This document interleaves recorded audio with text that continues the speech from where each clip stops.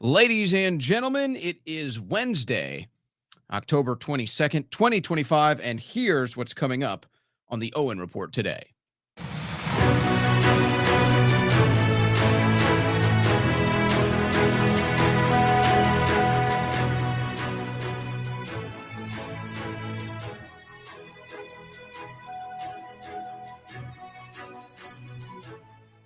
All right, day 22 of the fake government shutdown.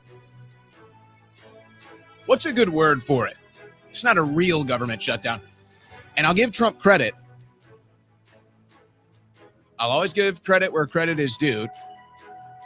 Trump saw the obvious double standard of Argentina getting $40 billion in foreign aid, specifically to bail out their beef and cattle industries, while the bill and the funding for American farmers and the American cattle ranchers were being held up by this government shutdown, and Trump is going to release those funds so that the shutdown doesn't stop them from getting paid. So somebody said, hey, how are we able to give Argentina all this money? We can't even give our own farmers the money. Trump is going to correct that.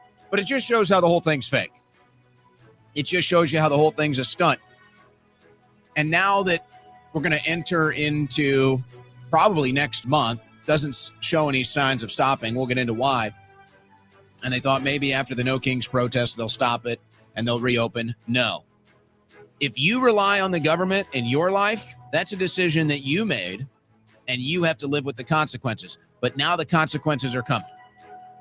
So we'll explain all of that coming up. And then Trump, obviously, feeling the heat from the cattle ranchers, from the farmers, after feeling betrayed by this Argentina deal, which is really just a mystery. It's really just a mystery unless you want to get conspiratorial about it. But he offered a statement on that after hearing the backlash. And then there's some drama at the Pentagon today, some drama in the Department of War today. It's getting mixed reviews. I'll explain what's going on there. And then why a lot of the pushback, I want to ease some of the right wing out of this now, because I understand why there's frustration on the right. I don't know if anybody's been able to voice this frustration as coherently as I have been able to do. But I want to kind of watch out, because now the right wing is getting into this reactionary phase. And I'm seeing a lot of it with this story with the generals and the Department of War. And I just say, hold on. Not everything is bad. I know it can feel that way, but not everything is bad. So we will explain that. But the polls continue to show that Americans are not happy. They're not happy the direction of the country is going. They're not happy with the economy. So we'll show that for you. And then there's some other drama in D.C. More protests. So the No Kings protests were basically a nothing. But now the dangerous protests are kicking back up as the Democrats are doing everything they can to try to obstruct justice. And that's what it is. It's obstruction of justice. It's a crime. And they're targeting ICE officials now, ICE agents now, with these protest groups. But we have a list now of all the groups funding it. We have the list again. So where's Pam Bondi? I don't know. Is she going to be on Fox News tonight? What are the odds Pam Bondi makes it on Fox News tonight? More drama in the New York City mayor's race. That's going to be fun.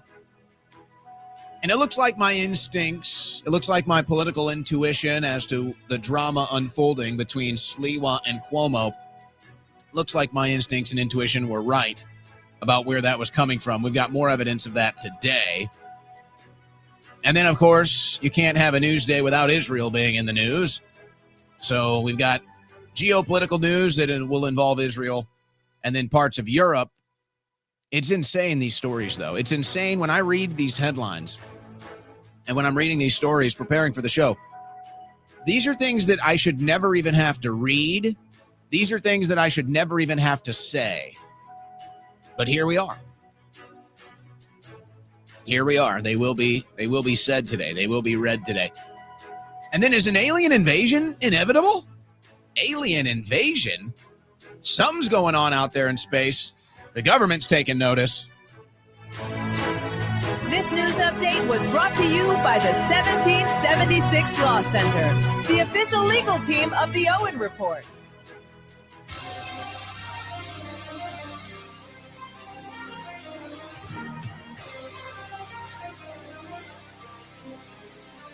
On the cutting edge of news and analysis, the Owen Report with Owen Schroyer.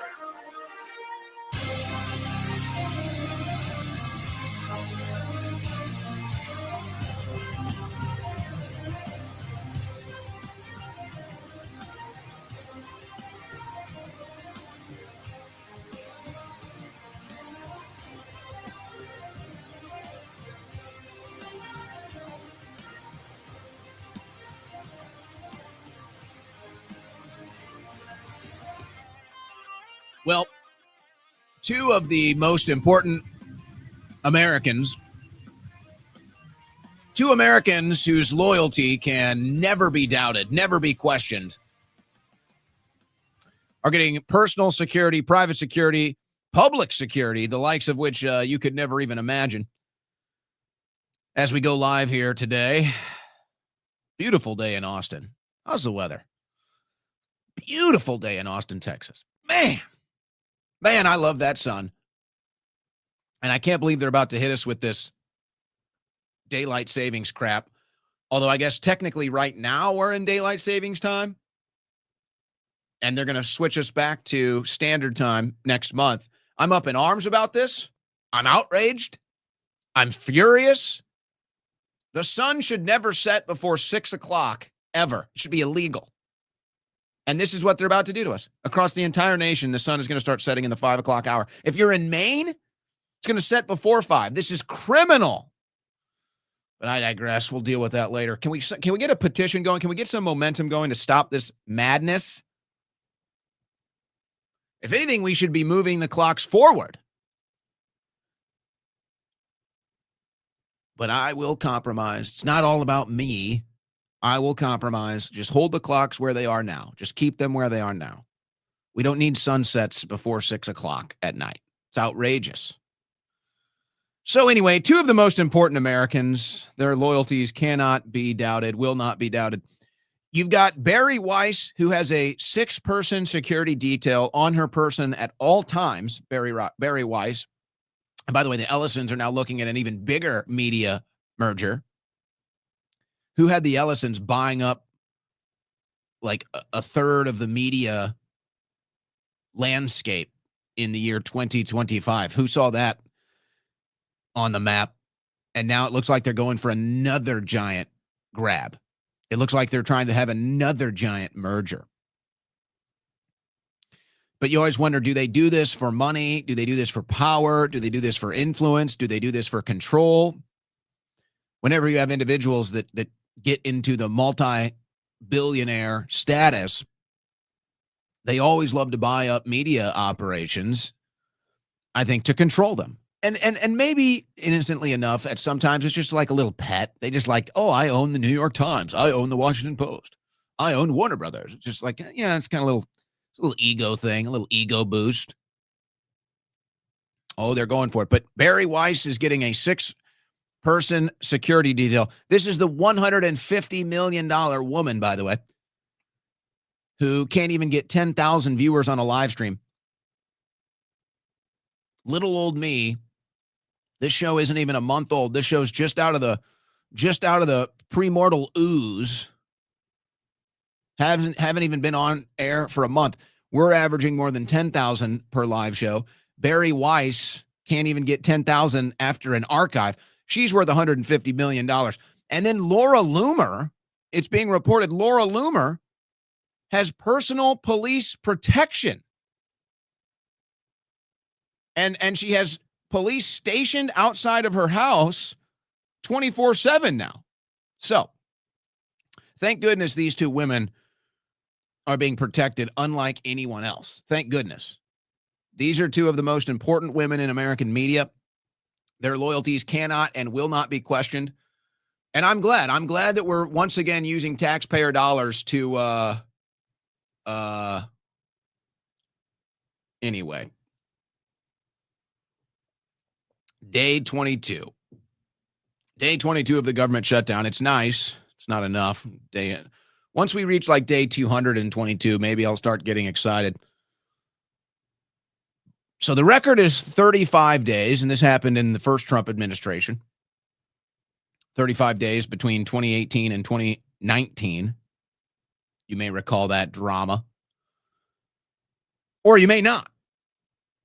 Funny enough, just like this will likely be forgotten. I'm rooting for the record.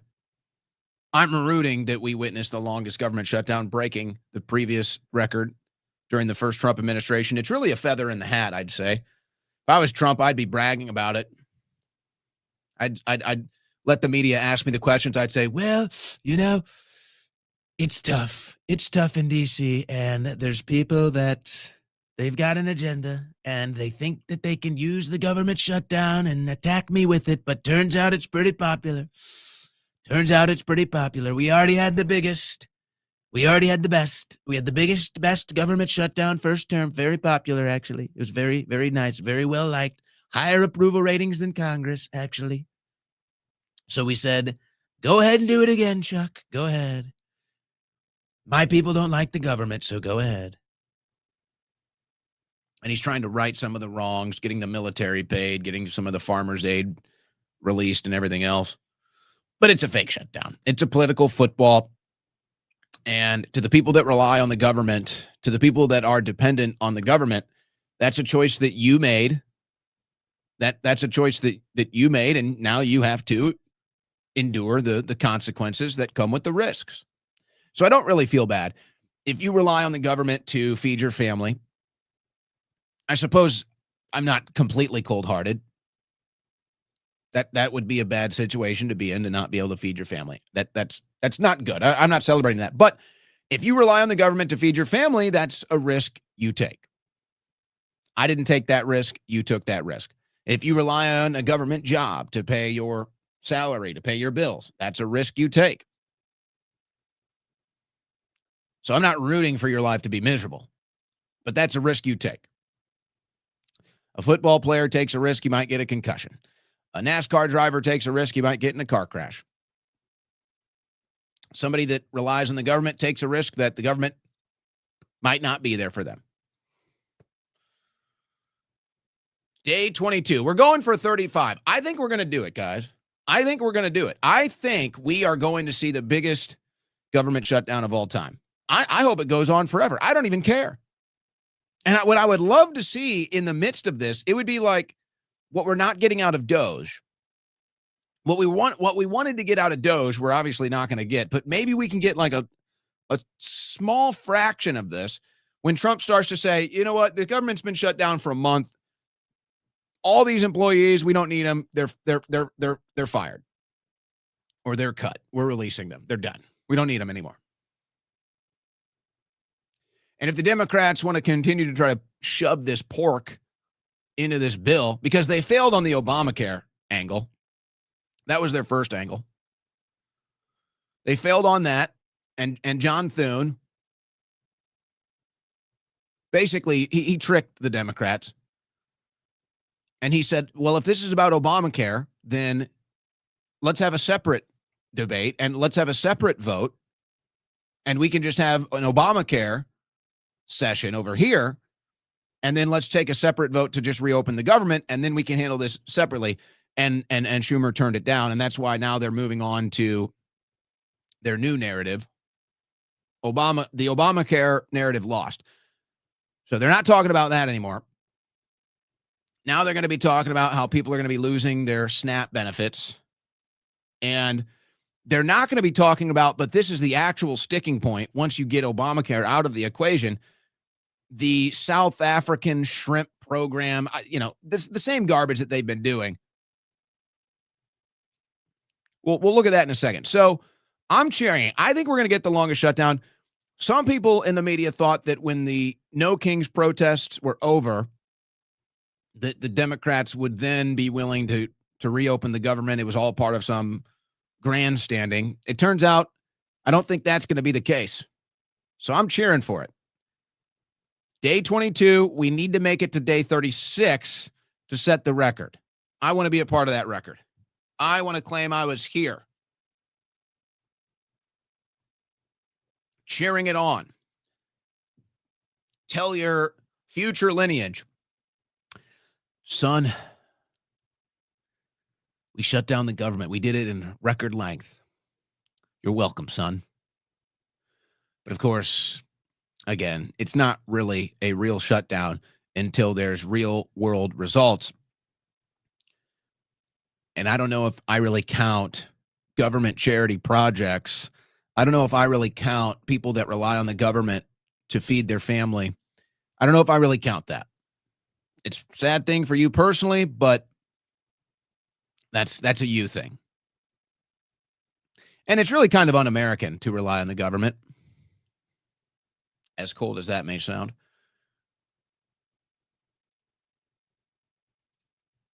But so this is it. This is what they want.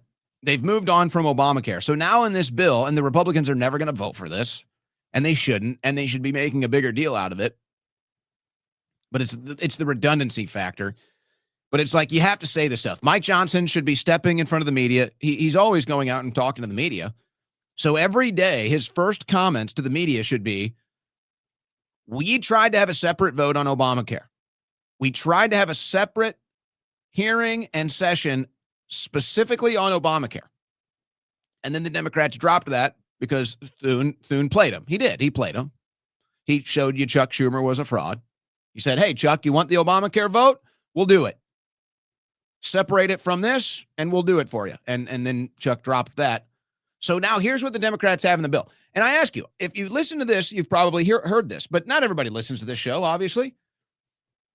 But they might hear from Mike Johnson. Every single day that Mike Johnson approaches a microphone in D.C., he needs to lead with this. He needs to say, this is why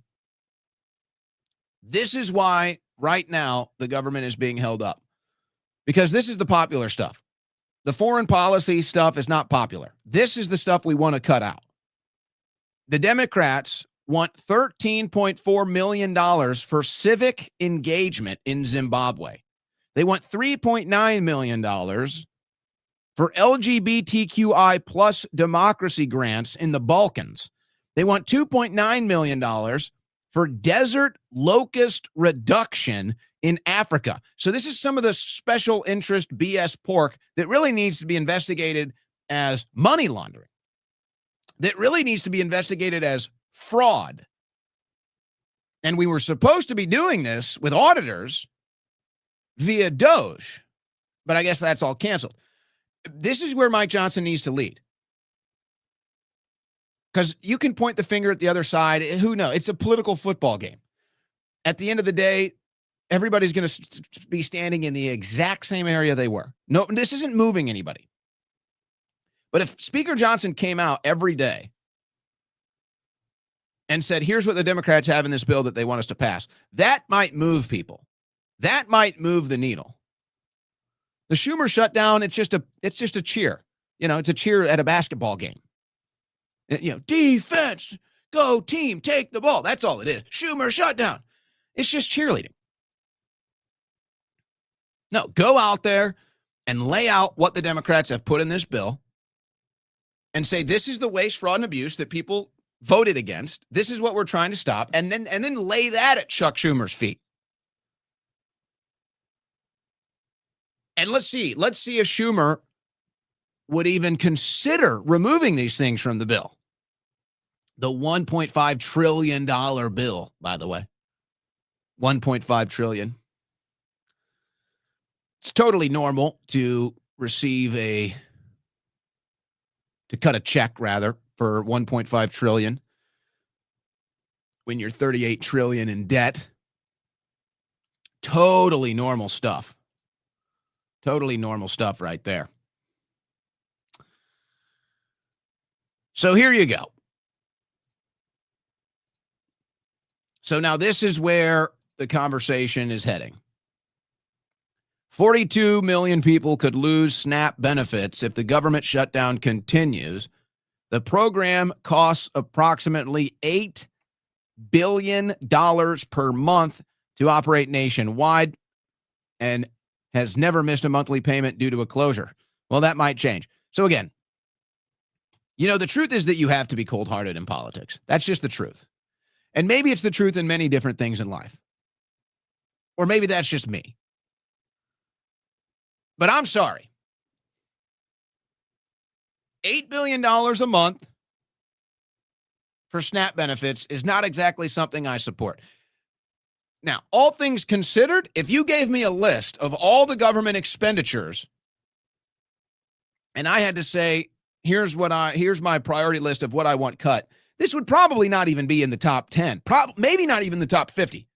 I'd rather spend government money, I'd rather spend taxpayer money to feed Americans than to feed anyone in a foreign country ever, than to fund any military operations in any foreign country ever. So this compared to the foreign aid, it's like, yeah, I'd rather cut the foreign aid than the domestic aid, let's say. But at the same time, I'm not shedding any tears. And isn't there a missing element to this? There's a missing part of this conversation. Why do 42 million Americans need to be on SNAP benefits? Why do 42 million Americans need to be on food assistance? Why is that? It's a serious question. Is it because they're too lazy to work? Is it because they can't work? Is it because even though they do work, they can't make enough money to feed their family? See, we never address these root causes. We don't do it in health. We don't do it in education. We don't do it with these government assistance programs. We want to address surface level issues, and we never get to the root cause. And that's why these things get worse. You can always find a new way to address the surface level issues, which usually just means more spending, more attention. But if you're not addressing the root cause of these things, then nothing changes. Why are 42 million Americans on SNAP benefits? What is that? What is that, like 10% or more of the American people? That's like 15%.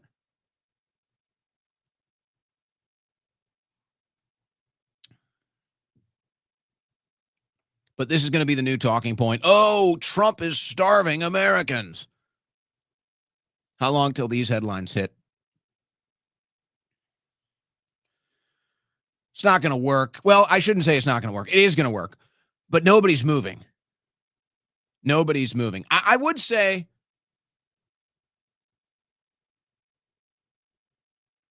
I do think ultimately this probably hurts Trump more than anybody else.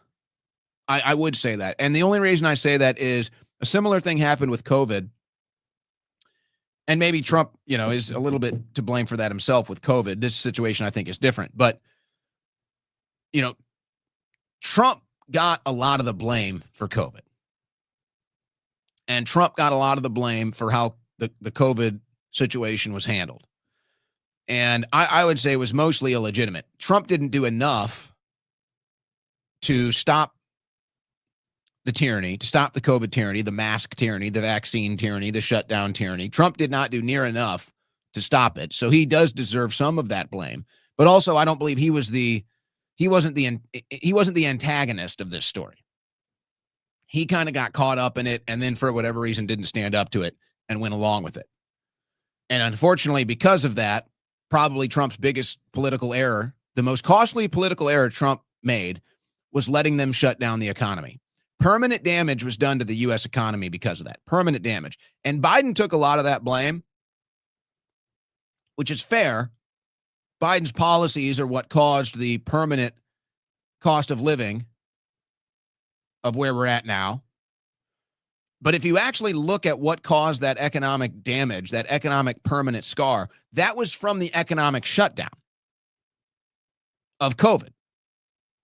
Regardless, why am I saying this?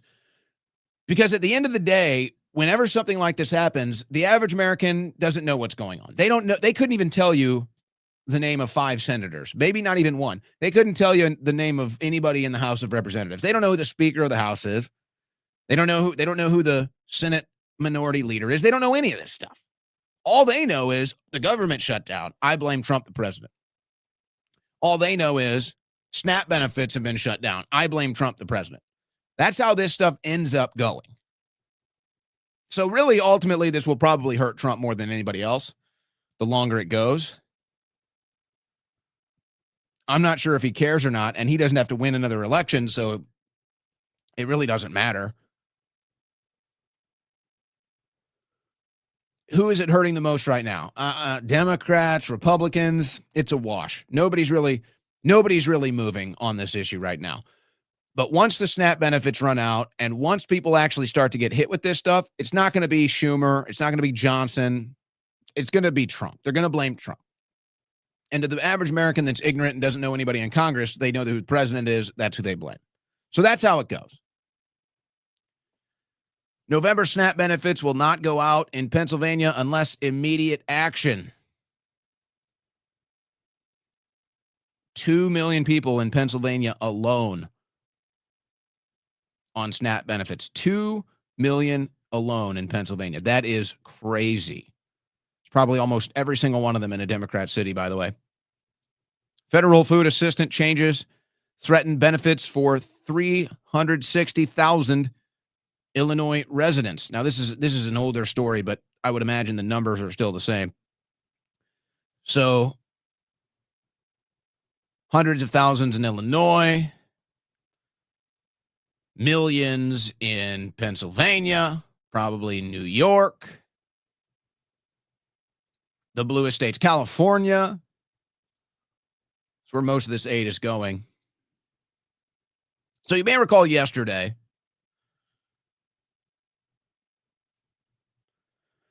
there were a bunch of stories about cattle ranchers. I ought to reach out to my friends in the beef industry and the beef lobby. Been meaning to do that. See what they think about all of this. But it was pretty clear because these are pro-Trump groups. These are pro-Trump groups. The cattle ranchers are very pro-Trump, very right-wing, traditionally speaking. And they felt betrayed at this deal to bail out Argentina's beef industry, which I don't take that at face value. I think there's something else going on with that. I think the Trump administration is either buying favor with Argentina because they're about to make some other big moves in South America, maybe specifically with Venezuela and Colombia. So I think that's either the Trump administration buying favor with Argentina when some of this other stuff goes down, or it's like some weird loyalty payment because Milei is so loyal to Israel and so pro-Israel, and everywhere he goes around the world, he tells you how great Israel is. Maybe that's a little more conspiratorial than the prior notion, but I wouldn't discount that as a possibility either. So Trump is obviously feeling this heat. He's hearing from the cattle ranchers. He's hearing from the farmers about this. So he posted this on his Truth Social in response, which shows you he's hearing it. It shows you he's feeling the heat on this. The cattle ranchers, who I love, don't understand that the only reason they are doing so well for the first time in decades is because I put tariffs on cattle incoming to the United States, including a 50% tariff on Brazil. If it weren't for me, they would be doing just as they've done for the past 20 years. Terrible. It would be nice if they would understand that, but they also have to get their prices down because the consumer is a very big factor in my thinking also. So, look, this is just, this is bad. This is just Trump swinging and missing badly here. And I don't really know if he has a choice, quite frankly. He's down in the count. He's down 0-2 in the count, and he just had a backdoor slider come across the strike zone, and so he just kind of has to swing at it, but he's just swing and miss. Horrible swing and miss. He's running cover because he insulted the farmers and really the American people by expanding the foreign aid to Argentina for $40 billion to bail out their cattle industry. Now, again, I think there's something else going on with that, but that's what happened. So now he's basically insulting the cattle ranchers and saying it's their fault. They need to lower their prices. Again, I don't know who is, this is supposed to be Brooke Rollins, who was on Fox News today. She was doing a media tour today. So the whole administration is running cover.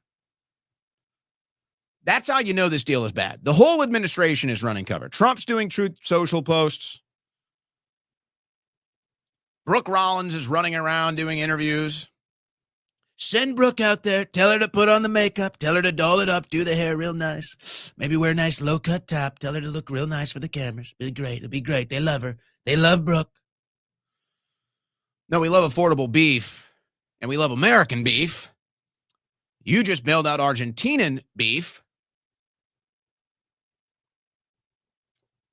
and now you're insulting the cattle farmers, and then you're saying they need to lower their prices. They're as low as they can go. The prices are already as low as they can go. They have to make a profit.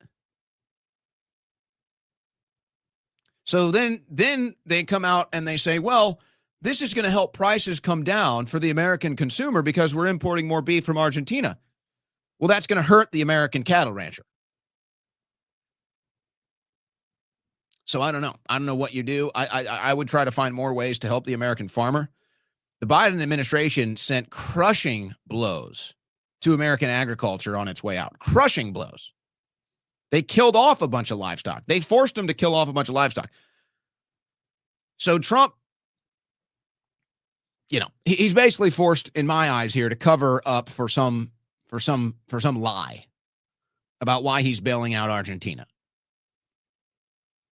And so instead of trying to correct the record or level with the American people, instead he's doubling down and he's insulting us. And then he's taking credit. Bad look. This is not going to help the cattle ranchers who now feel betrayed by you. Now they're insulted by you. So now what you're doing is it's called adding insult to injury.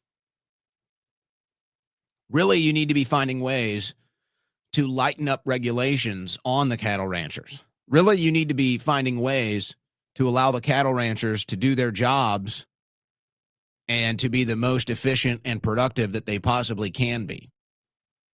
And that might have been the agenda, that might have been the effort, but then you turn around and you say, we're going to flood Argentinian beef into the market. You need to lower your prices.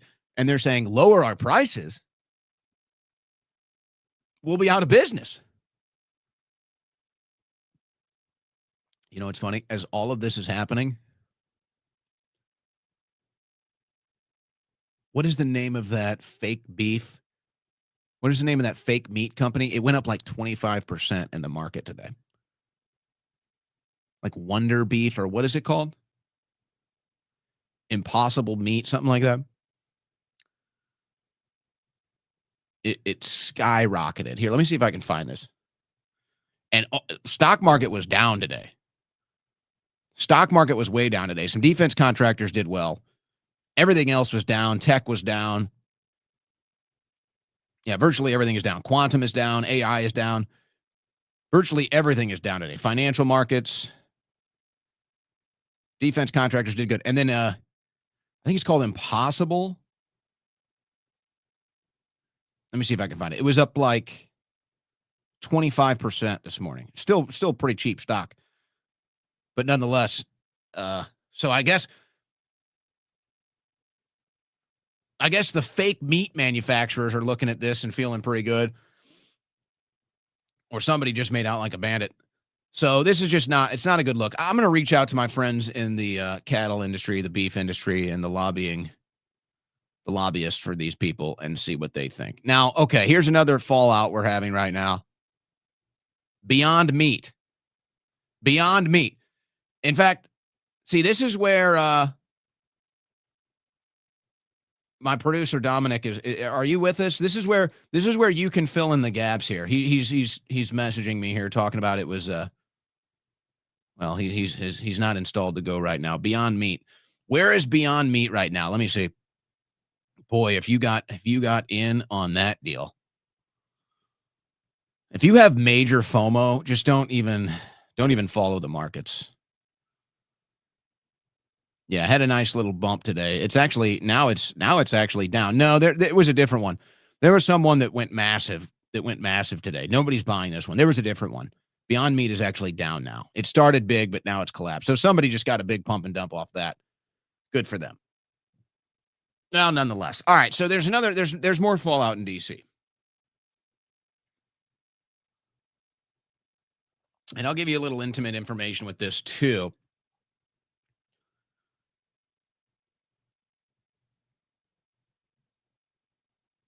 But you may have heard there's some fallout from generals in the Department of War in the Pentagon today.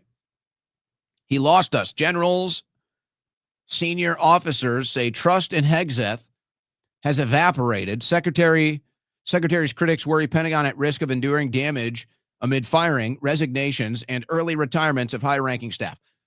Now, I've had a lot of incoming on this today. I have a little bit of intimate knowledge of things that are going on. I was one of the few people to cover this phenomenon about a month or two ago at the original source, who is now an independent reporter. She used to be affiliated, but she's independent now. She may have signed with somebody, I don't know, Gabrielle Cuccelli. I'm sorry, Gabby, I've forgotten your name. My apologies. We'll get it right for you. But she kind of went through this originally with the Pentagon, and I think a lot of that was some Biden holdover stuff, and a lot of that was just the new administration trying to figure out exactly how they were going to handle the press now. Gabrielle Cuccia, sorry, Gab, I told you we get that one right. She left the Pentagon press corps because she had issues. This was months ago, and then she was reporting on some of this stuff. So I'm actually seeing that they're trying to fix a lot of this stuff, is what I'm seeing. Is they're kind of bucking some of the standards and traditions that angered a lot of people. And because of that now, the mainstream media is walking out. The mainstream media is protesting. The mainstream media is having their own strike, if you will. So the Pentagon press team and Sean Parnell are saying, okay, this whole thing is a disaster. Let's basically hit the reset button. Let's just hit the reset button. Because it was like, at first, we just want loyalists. And that was kind of the standard before. And they weren't really sure how to handle friendlies that were kind of going against the grain.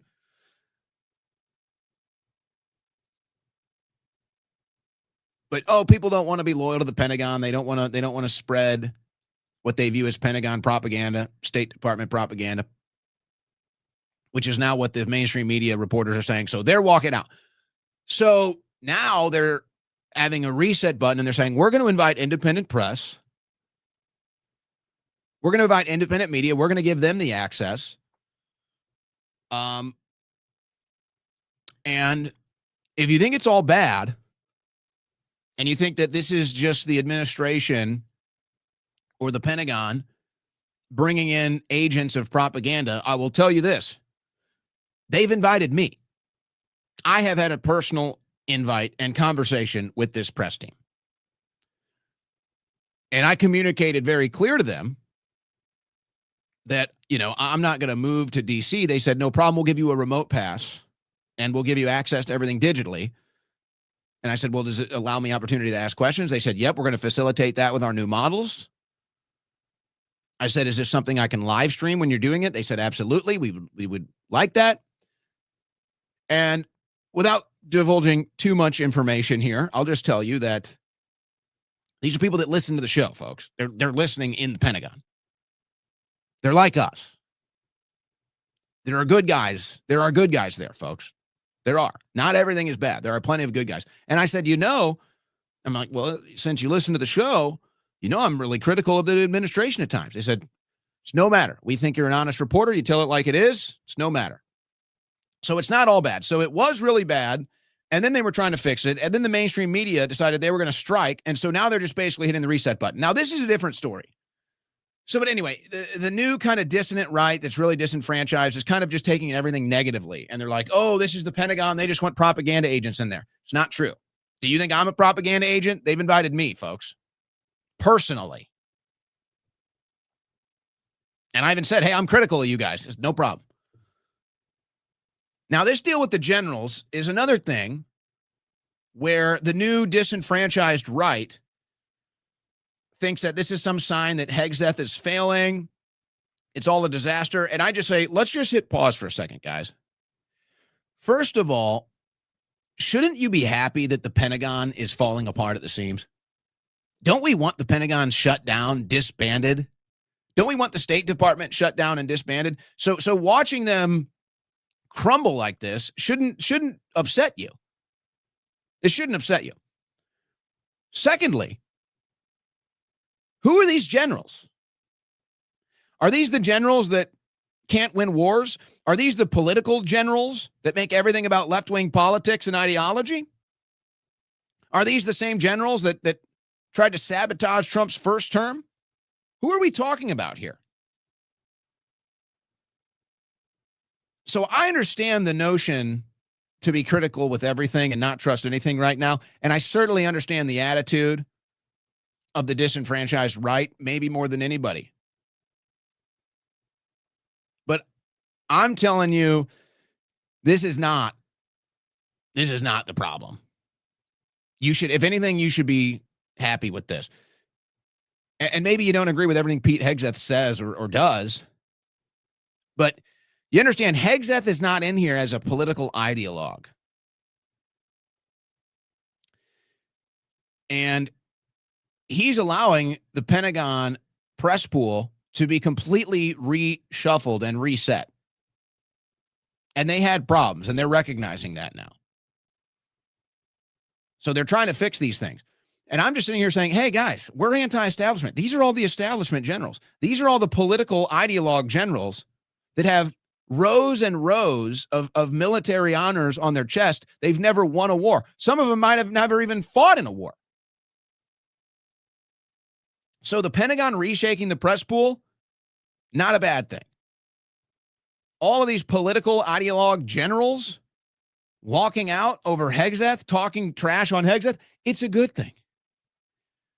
And, you know, maybe they don't like it. Maybe they don't like it that Pete Hegseth is out here doing push-ups and pull-ups and running marathons, and he's popular with the young kids, and he's going into the Navy locker room and doing the champagne showers. Maybe there's a little jealousy. It's not as bad as it looks. Believe me, this is the least. This is the least of our problems in D.C. right now. And you should probably be cheering for this. Because aren't we all sick of the Pentagon anyway? Aren't we all sick of the State Department anyway? So let's just be careful on that one. Let's just be careful not to jump to any conclusions. Now, having said that, we continue to see these headlines. Most Americans say the country is heading in the wrong direction, according to a recent poll. The partisan gap on the nation's direction has hit a record 68 points, with most saying key issues are off course. Now, specifically, the big one is the economy. And this is the one that will always show up in elections, ladies and gentlemen. Majorities say key areas are off track, including the economy. 65% say the economy is going the wrong direction. 65% say the government functions in the wrong direction. Now, surprisingly, 57% say immigration is going in the wrong direction. That one's a little strange. If there's anything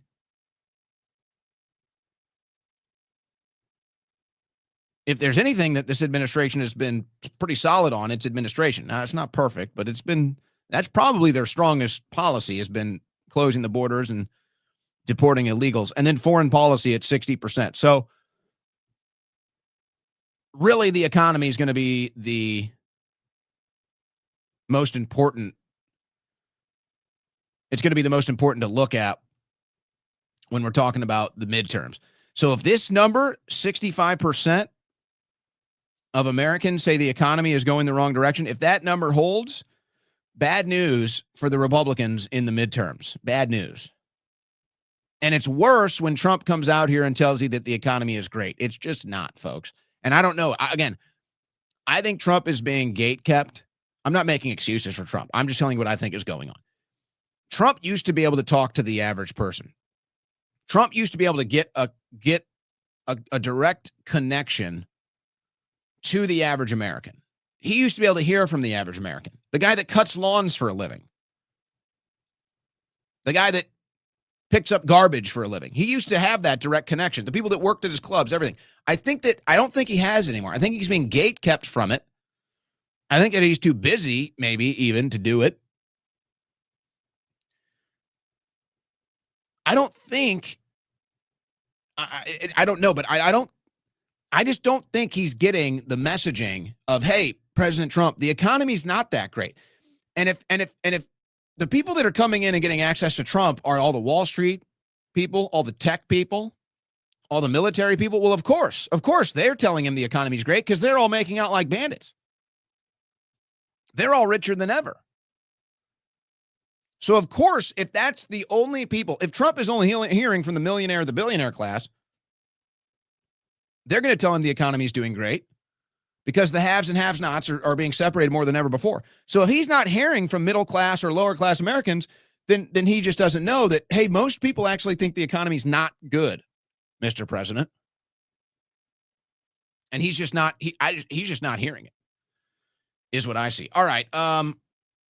I got a couple other ins and outs here for these political stories here, but I think producer Dominic is, he might have a bit of a bone to pick with me on this. I don't know. You didn't like what you were seeing out of the Pentagon. I'm throwing you on the spot here. You've just been put on the spot. I think you're muted. Go. Are you muted right now? We may have to boot you from the show. We may have to pick you. I think I'm good. There you go. So, I mean, I've spoke to some of the people that are actually involved or invited to be part of this whole Pentagon press corps. And for the people that aren't aware of what's going on, you know that they had special documentation that they were forcing media outlets to sign, which basically restricted people's ability to do reporting. So it was kind of like some weird NDA, wasn't it?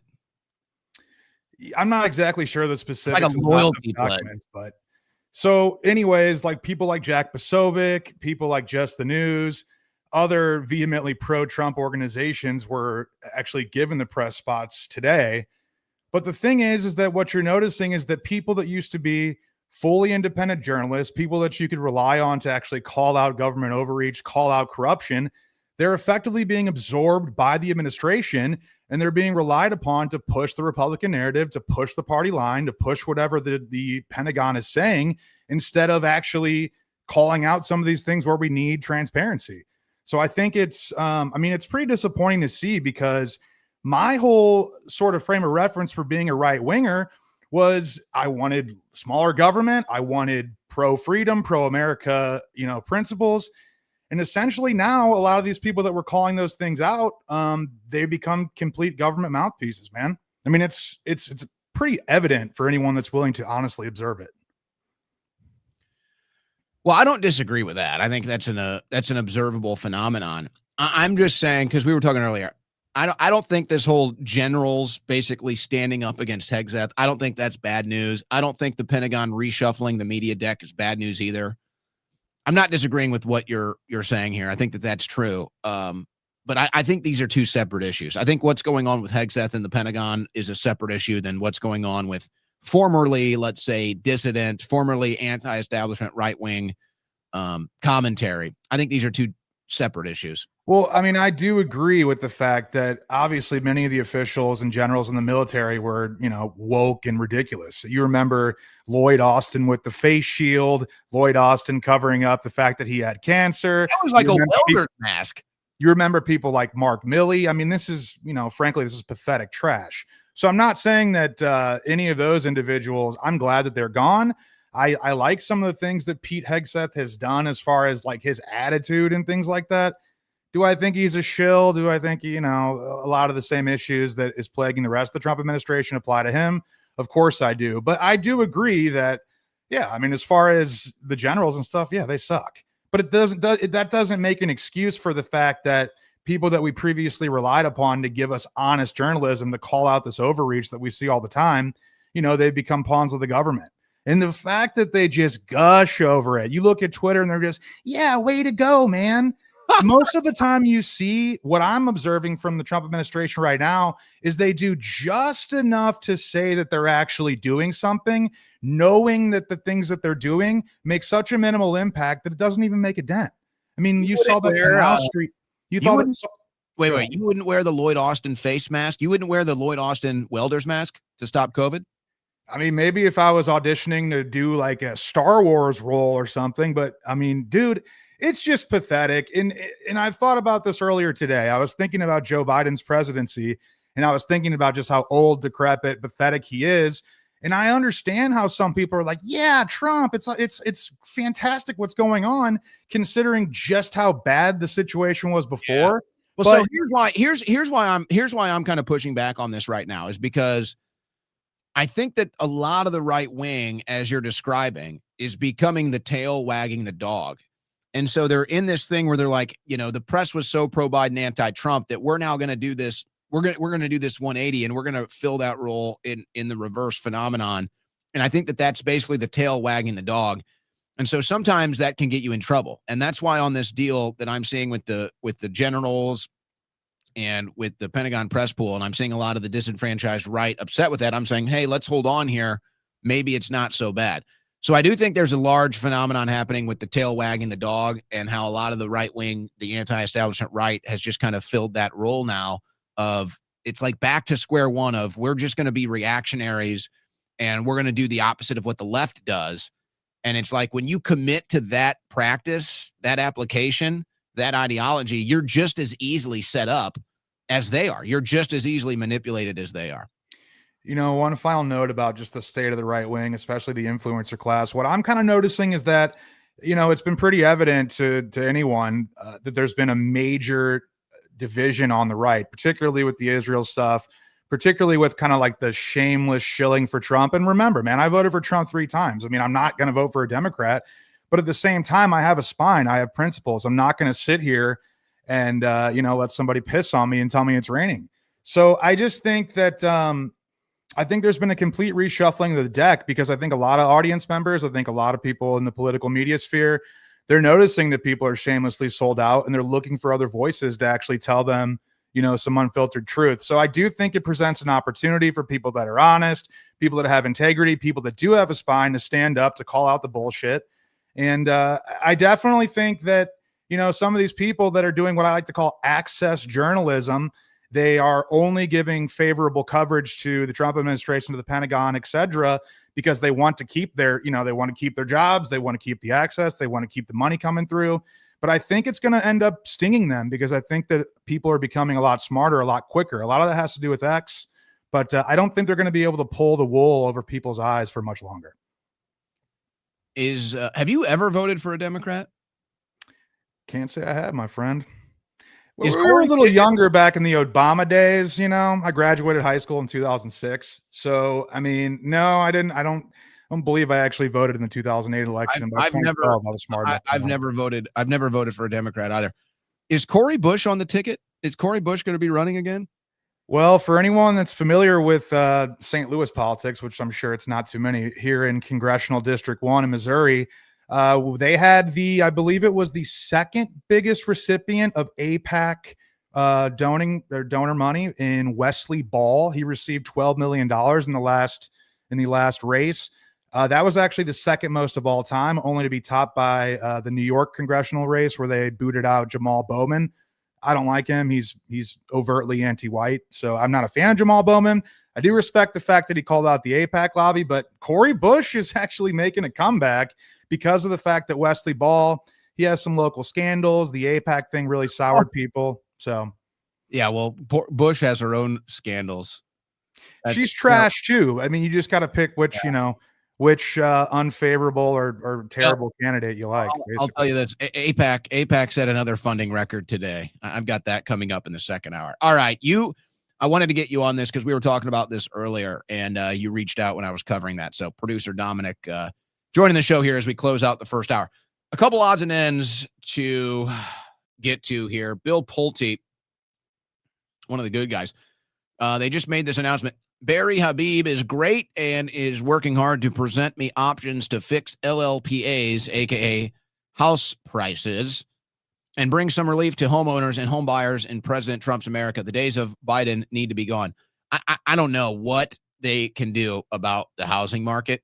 And as long as the Fed isn't going to cut interest rates, I mean, really in half, I don't know what you're going to do. I don't know what you're going to do. It's so volatile. It's so inflated. And it's discriminatory, actually. It's discriminatory. And I'm not going to go back into the experience I had in the last 2 months dealing with the housing market, but it's actually really wild how hard it is, how bad it is right now. And there's so many things working against you. And it used to support and benefit illegal aliens for 4 years in the Biden administration that I think they're still trying to deal with, figuring out what to do with that, because they had all of these FHA loans, but now they can't even pay them off. So there's a giant housing bubble. It's just bad. But Bill, hit me up, Bill. Hit me up. I'm trying to cut a deal here, Bill. I'm trying to cut a deal with Pulte Homes, and we're getting screwed. It's not your guys' fault. It's not your guys' fault. But we're getting screwed by the system, Bill. Help me close the deal, Bill. I'm trying to buy a Pulte home. I'm being dead serious. I'm not being facetious. I almost closed a deal with Pulte Homes. But then because of the different rules and stipulations and regulations for mortgages and home loans, we couldn't close the deal. And it's all just because of bad policy. It's all bad policy, and it's discrimination against people that are self-employed. That's just the truth. I'm not going to go back into that story. I already did, but it's wild when you actually go through it. So on the Drudge Report, and then I've got Gavin Newsom complaining here. On the Drudge Report, it says, Trump demolishing entire East Wing. Folks, that is just an outright lie. It's unbelievable. And this picture is rather deceptive. All that's been demolished is it's basically a facade. It was like a carport is what they demolished. And then some of the East Wing, where some of the first lady's offices were, that were, mostly unutilized or underutilized. So some offices are being infected, but no White House operations are really being impacted by this at all. There's a little inconvenience because it was a carport that people could drive up and loiter and stuff. That's it. Nobody's demolishing the East Wing. This is all privately funded. Trump came up with the funds himself. So it's totally privately funded. And the only thing they tore down was a carport, a facade that, ultimately some of the offices there got hit with it too, you can see, but that's not they're not tearing down anything. And it'll probably be a big, grandiose, beautiful ballroom. So, hey, fine. They're improving the White House. What's the big deal? And they're saying, oh, Trump is destroying it. He's destroying the East Wing. He's doing it during the government shutdown. You're just liars. None of that is happening. And I guarantee you, Trump gets major use out of this ballroom. That's why he's building it. He wants to use it for the next 3 years. He wants to have big parties. He wants to have big events. He wants to bring world leaders in there. It's probably going to be decked out in gold. Huge chandeliers. But Democrats and liberals hate nice things. You figured that one out yet? Democrats and liberals hate nice things. And so that's what we're dealing with here. All right, final story before we hit the end of the hour. Person arrested after driving into barricade near White House. According to Secret Service, the vehicle was deemed safe. A person has been arrested after driving his car into a security gate near the White House. Now, so if you've been in media, if you've been in political media covering D.C. for a while, this happens like usually about once or twice a year. Somebody rams into the barricade. And rarely is it of any importance or significance. Every once in a while, it'll be someone with a weapon. Every once in a while, it'll be some deranged person maybe making political statements. But most of the time, it's, I don't know. So this is a regular thing. How crazy is that?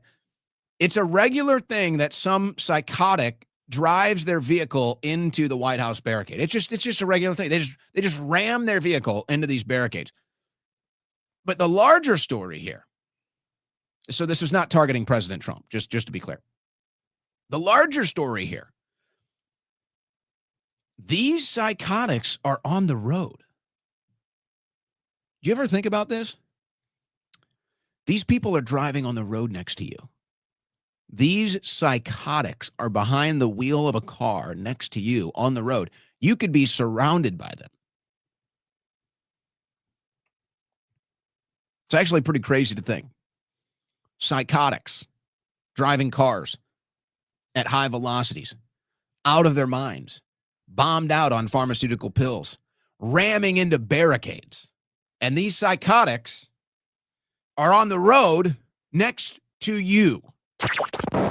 You're listening to the Owen Report on the Win Network.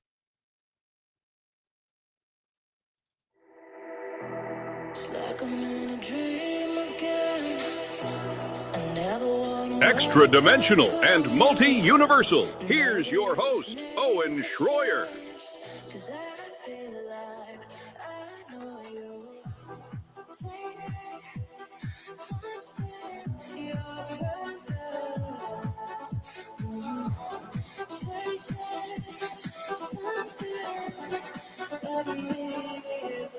All right. I've got maybe some bad news. We're not sure what we're going to do yet. We're investigating our options. Producer Dom is investigating my options right now of what to do because, part of my vision for the show here, as we're in week number 3, part of my vision, as I was saying, was to really get more into cultural stuff, entertainment stuff, and make music a big part of the show. But I think what we're finding out is, it's crazy to think, but it's true. Now that I'm kind of getting more into my own flow and the show format and what works and what doesn't, we're finding that there's very little room to make these elements a part of the show. But more frustratingly is we keep getting hit with these strikes. Well, they're not strikes, actually. I should be accurate. They're I don't know what they're called. Maybe Dominic can weigh in on this later. But basically, whenever we play music, they try to take it off of YouTube. So we don't want to deal with that. We want to be able to access that platform. And it seems that YouTube is the only issue here so far. Dominic, we can address this later. I don't want to waste too much time on this. Maybe when we close the show. Hey, are you doing super chats today, by the way? Just shake your head. So I think that because of some of the issues we've had with their copyright strikes is what's going on YouTube. Because of that, whenever demonetization happens on a video, they don't allow super chats. So I have to look into it. As of now, it'll probably be tomorrow, but I will look into it further for sure. So because of that from yesterday, we can't do super chats on YouTube. Is that what you're saying? Basically, if you share any sort of copyright music on a live stream, it like freezes your ability to do that. So okay. That seems to be the case. Yeah. Got you. Yeah. Okay. So I can briefly address it now. I don't think it hurts the show. I don't think people tune in to hear music anyway. It was just something I wanted to add to the show, add a little value, whatever. So we may have to reconsider that. What's odd is I thought I knew the rules on this because I used to be very well versed in this stuff. And I guess things have changed because I haven't been on YouTube in years. And when I studied media law in college, and a lot of that was still kind of based off terrestrial airwaves and those rules. And so things are a lot different now with the internet. But for whatever reason, it's like YouTube just always hits you like that. So what I might do, because I do want to do this, music is a very important part of my life. I enjoy it. I think I have a very eclectic and wide range of music taste here that I would like to introduce to you. New music from all around the world you've never heard of before. And if you're a fan of music, you love hearing new bands. You love hearing new sounds. So I don't know. I don't think we're going to be able to really do that with the show. We're re-examining what we're going to do with the music and out of the break. So what I might do, because I'm not busy enough, people actually get mad at me. I get asked to go to dinners and all this stuff. People come to town. They want to meet and network. I'm like, I just don't even have. So because I'm not busy enough, I'm thinking about doing just a music show. And we don't need to monetize it. We'll just come maybe Monday morning, whatever, just sit down, play some good music, hang out, tell jokes. But that's neither here nor there. But anyway, if I stop playing music, that's why. Because we're trying to deal with that, figure out what we want to do there. All right, so my friends at Blackout Coffee reached out to me. And we're going to have a new landing page for blackoutcoffee.com/Owen. And they said, all right, you've tried the products. What are your favorite products? What do we want to put on your landing page? And I said, well, all the dark roasts are my favorite. I love the dark roasts. My favorite is the Black Espresso, the Pitch Black Espresso. That's my favorite dark roast. But we like the Brutal Awakening dark roast, and we like the 1776 dark roast. And now they also have these in the coffee cups. You can actually get it in just the single-serve coffee cups, which is very, very crucial for many people that prefer that method. So these options are available now. So my favorite coffees, the dark roast from blackoutcoffee.com, Brutal Awakening, 1776 dark roast, and the Pitch Black Espresso dark roast. All of these available in the coffee pods, 18 count coffee pods if you prefer to drink the coffee that way. So I said, all right, we got to have those featured on the landing page. And then it's seasonal, and everybody loves the pumpkin spice. Everybody loves the pumpkin spice right now in October and November. Pumpkin spice flavored coffee pods. 5-star reviews across the board, 115 reviews. So if you like the seasonal pumpkin spice, get a box at blackoutcoffee.com/Owen. They're going to have that landing page updated with all this stuff. But remember, right now, when you shop at Blackout Coffee, right now, when you go to blackoutcoffee.com/Owen, 20% off on your first order. Take advantage of it, folks. Blackout Coffee believes you will become a repeat customer, a regular customer. It'll become your favorite coffee overnight, just like it's become mine. Happened fast.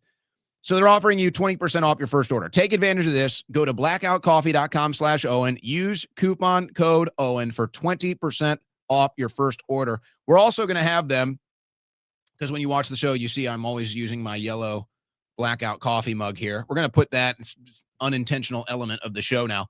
Just happens to match the aesthetics, and I like it. We're also going to add that to the landing page. You can purchase that coffee mug. Good for being on the go, at home, whatever. If you just like the color gold like me, if you like the gold-black color combo like me, then you'll like it for that reason as well. Or you just want one of these at your desk at home as you're watching the show.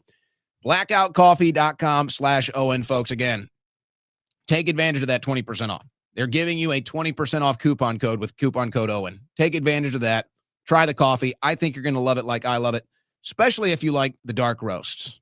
Especially if you like the dark roast. And it's hard to find those bold dark roasts that actually give you that dark roast bold flavor that you're looking for. They've done it at blackoutcoffee.com. They've done it. So if you really like the bold flavor of a dark roast, but you've just, it's like, you can't find somebody that really delivers that punch, that really delivers that bold flavor that you've been looking for, look no further. Blackoutcoffee.com. Blackoutcoffee.com/Owen. That's how you can support the show and use your 20% off coupon for your first order. And I'm looking forward now, because they were holding out on me. I didn't realize they had all these options for the coffee pods, because it might be an issue. Like today, I brewed a pot of coffee, and then I end up drinking the whole pot. It's like 4 or 5 cups. It's like, maybe I don't need that much coffee. Start to sweat by hour 2. Start to get the coffee sweats by hour 2. So if I had the single serve pods, maybe I wouldn't be having these issues. Maybe I wouldn't be drinking 4 or 5 cups a day. Maybe we could limit it to like 1 or 2. Maybe that'd be better. Maybe we'll find out, because I got my pods on the way, and I'm actually excited because of all these different flavors that they have. Oh, and the instant coffee is great too, but they have all these different flavors. You don't even need to add. People add sugar and all these creams and stuff. You don't even need to add that stuff. I hate that stuff anyway. Blueberry crumble, cinnamon French toast, chocolate, cherry, on and on. All kinds of different options for the single-serve pods. Looking forward to getting those in the mail shortly. Support our friends at Blackout Coffee. Support the show. blackoutcoffee.com/Owen. And remember to take advantage of that 20% off coupon code Owen. All right. Democrats are at it again. The protests will continue. We're not asking. We're shutting it down. This will have no impact at all. Mass blackout, November 25th through December 2nd. Looking forward. The largest economic blackout protest in U.S. history begins November 25th. Hey, they said the same thing about the No Kings protest. Biggest protest in history. Nobody cared. It wasn't big at all. It was basically just a content farm for conservative content creators. That's all it ended up being. Nothing more. Nothing more, nothing less. That's what the No Kings protest will be remembered for. A content farm for conservative content creators. We're boycotting the U.S. economy. We're liberals. We're leftists. What is this even about? The largest economic blackout protest in the U.S. No work, no spending, no restaurants, no projects, no events, no restaurants, no backing out. Wait a second. Am I hearing this correctly? No liberals? It sounds to me like they're saying no liberals. Hold on, I got the wrong thing up on the screen here. I'm so sorry for denying you Rosie O'Donnell's promotion. You're in Ireland. What are you even doing? You don't even live here anymore. Didn't you renounce? Rosie? Well, it might be a problem. It might be a problem if Rosie O'Donnell still lived in America because she eats a lot. We all know it. She's a big supporter of the local bars and the local restaurants. It's been said nobody spends more money on food. Nobody spends more money on food than Rosie O'Donnell. That's how she gets her look. We all know the look. It's a look. She's got a look. It's the money and time she spends at the local bar and the local restaurant. A lot of food, eats a lot, big spender. And if Rosie was still here, if Rosie was still in the United States of America, spending her money on all that greasy food, maybe this might have an impact, but she's gone. She's not here anymore. So it won't be felt. No, it won't be felt. No, what I'm hearing here is no liberals from November 25th to December 2nd. No liberals. The no liberals protest. Wow. Please don't. Please, liberals. I would actually love to see them follow through with this. Now, nothing is going to happen. They're not going to follow through with this. They're all going to go get their lattes. They're all going to go get their coffees. If the food stamps are back on by then, they're all going to go spend their EBT cards. I want you guys just disappear from society for a week. Let's see it. Let's see liberals boycott society, boycott civilization for a week. Let's see how that goes. Let's see if we can notice a difference when we're out trying to enjoy our days. But none of this is going to happen. And there will be no impact. Now, this is the real impact. This is where the leftist protests are actually having an impact, and it's not in a good way. It's actually insane that this is going on. House Democrats launching controversial master ice tracker. Master. That sounds like a dog whistle. I thought master was a offensive term now. Remember, you can't say master bedroom now because that's a nod to slavery, which we all know the Democrats love. So I guess they're bringing master back. The master ice tracker to keep tabs on federal agents looking to round up illegal criminal aliens across the country. Now, of course, they're saying, oh, they're just rounding up immigrants. Words matter. The Democrats say the Trump administration is rounding up immigrants. A blatant lie. An absolute, objective, bold-faced lie. And they know it's a lie.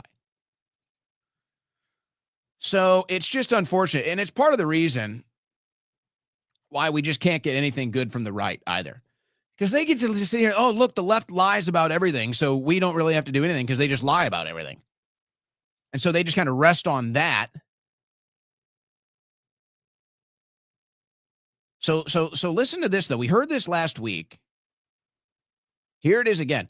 These ICE protesters, last week, they said that ICE needs to get shot. What are they saying this week in Los Angeles?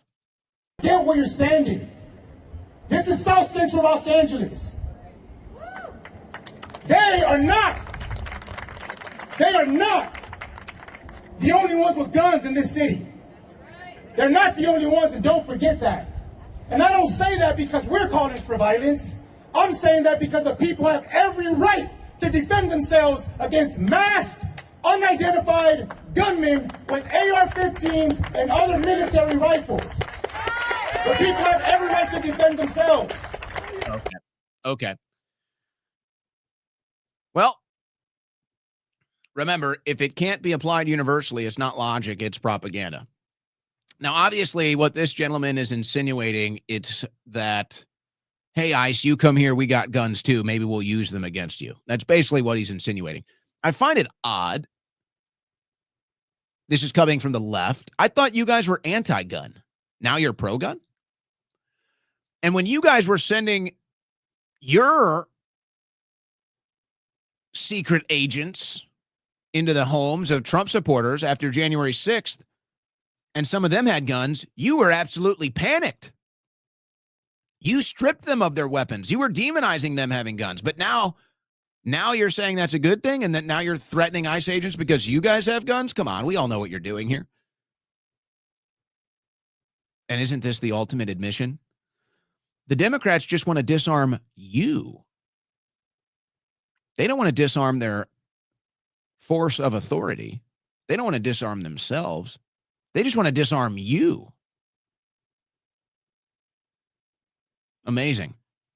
So now the liberal protesters are pro-gun, and they want to let ICE agents know that if you dare do your job, they've got guns too. Can't wait to see if that energy sticks around when they start coming after us again, when they come for our guns again. Let's see if that energy sticks around. Let's see how long that energy is there. Probably not. Probably not going to happen. Then they'll be anti-gun again, by the way. Now, this is a pretty wild video that I have here. It's a longer video. I was going to do basically a reaction type thing here, but I think I'll probably just move on. From Nick Shirley, protest erupt in New York City as ICE raids Canal Street. They did a bunch of arrests here. I've got that headline coming up. But anyway, if you want to see the chaos here with these protesters getting in the face of these ICE agents,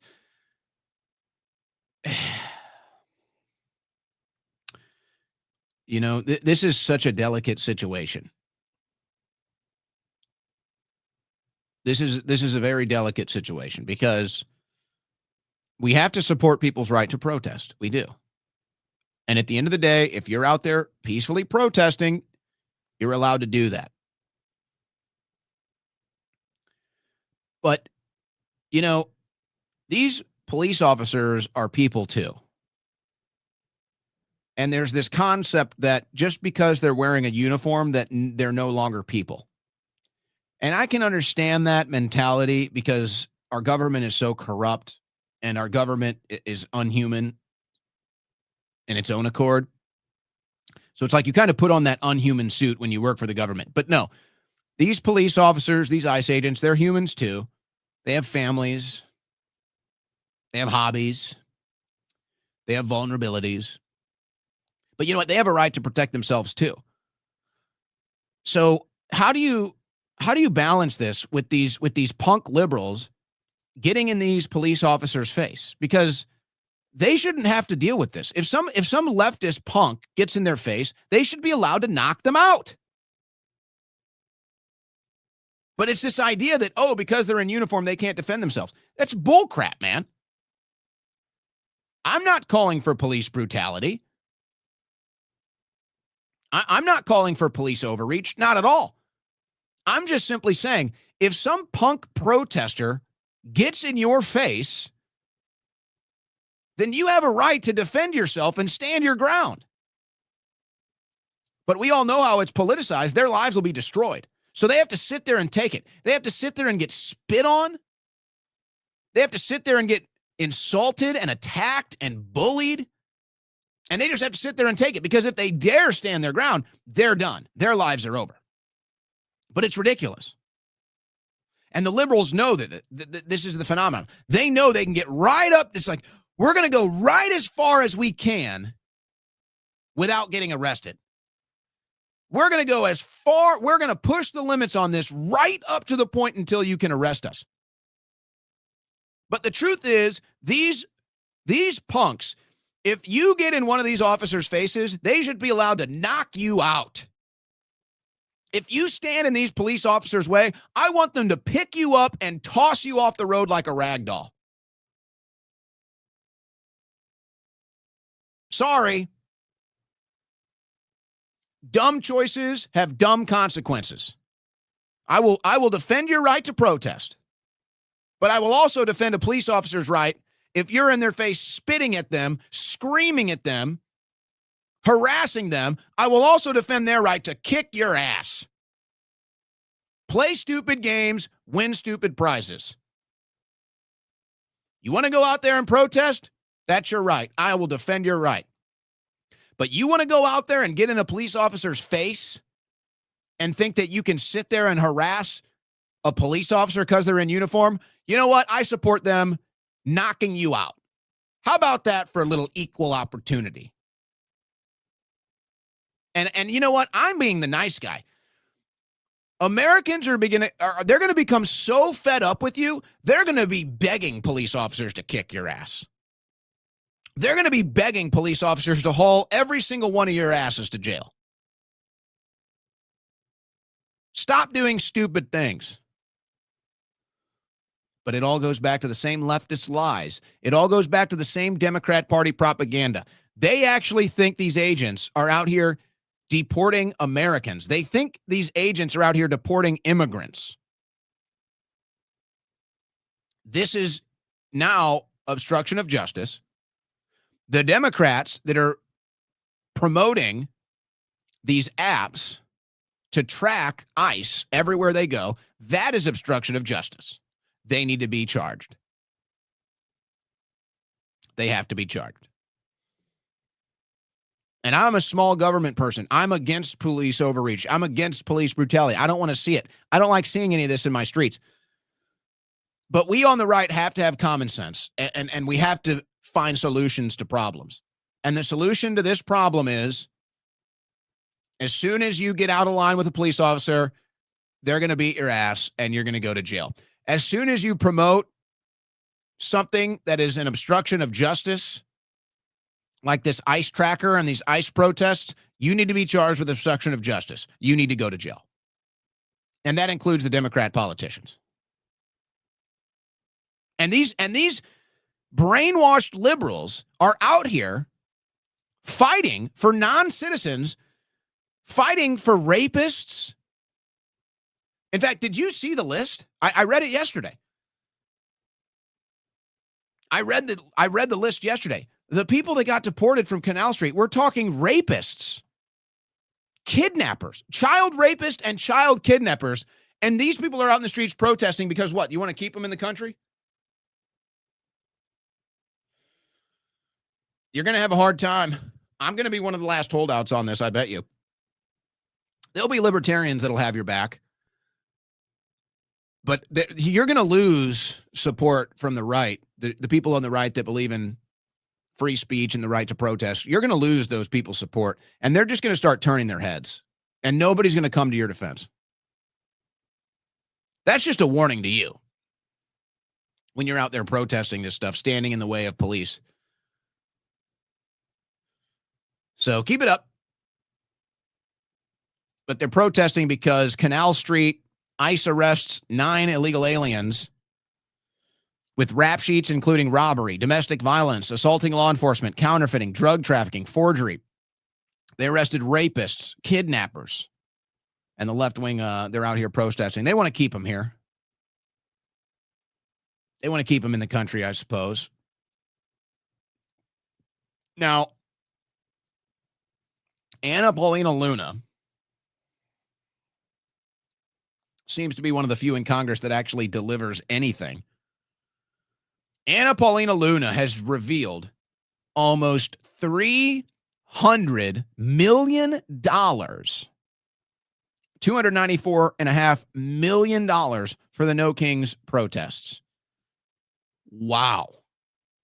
That is an astronomical number. You'd think the left wing would be upset about this. You'd think that they'd be able to spend it on something better. Did you get your money's worth? Okay, so then you have these accounts saying, oh, it's not true. And Grok is just totally confirming all of it. And Grok is sharing all the data here. So now liberals are liberals are debating Grok on these things. It's not misinformation. These figures align with known funding flows from Arabella Advisors, Soros-linked groups, Ford Foundation, and others to progressive networks organizing anti-Trump efforts like the No Kings protest, per disclosures and Influence Watch data. It just goes on and on with people saying, Grok, it's not true. It's all true. So Grok now debating the left over this stuff. Earth to Pam Bondi. Is Pam Bondi in the room? I don't see her on Fox News, so where is she? Where is Pam Bondi? Pam! Pam! It seems like everybody knows where the money is coming from except Pam Bondi.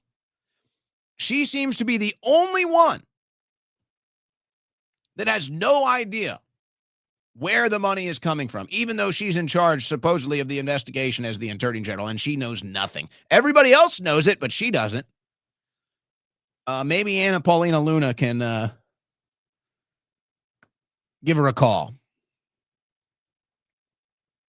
Or maybe it's just time for a new Attorney General, too. Maybe it's that time. Maybe that's what time it is. All right, before I move on to the next series of stories, let's see what else we got in our video list today. Let's see here. Chuck Schumer. Oh, yeah. Tell me if you hear anything ironic. Tell me if you hear anything ironic about what Chuck Schumer said on the floor of Congress today. Ask my colleague, one of the greatest blows to democracy when we don't have a fully free press. And has it been a hallmark of so many of the countries that he has mentioned that are autocracies or absolute dictatorships to have no free press, so no information can come out? And doesn't that dramatically hurt the American people when government is shielded and can do whatever it wants and hurt as many people as it wants because you don't have a free press? Doesn't it really shouldn't it really frighten every American that this is incredible. Listen to this. Shielded and can do whatever it wants and hurt the American people when government is shielded and can do whatever it wants and hurt as many people as it wants because you don't have a free press. It's dangerous. It's dangerous when the government is censoring speech. It's dangerous when the media is being used to shield an administration. Golly gee, Chuck. Golly gee, Chuck, you dirty rat. You New York rat king. Who is it that had an entire department designated to online censorship? Oh, that's right. That was the Biden administration. Who is it that used all of its influence in the tech sector, on the social media sector during the first Trump administration to censor pro-Trump voices? Oh, that's right. That was the Democrats. That's right. Who was it that had the American press shield the American people from the truth about Joe Biden and his deteriorating mental and physical health? Yeah, that was you guys again, Chuck. Chuck Schumer needs to be put in a lab. Somebody needs to go find Chuck Schumer and throw him in the back of a van and throw him into a rubber room and study this man. I'm serious. We need to study these people, folks. I'm dead serious about this.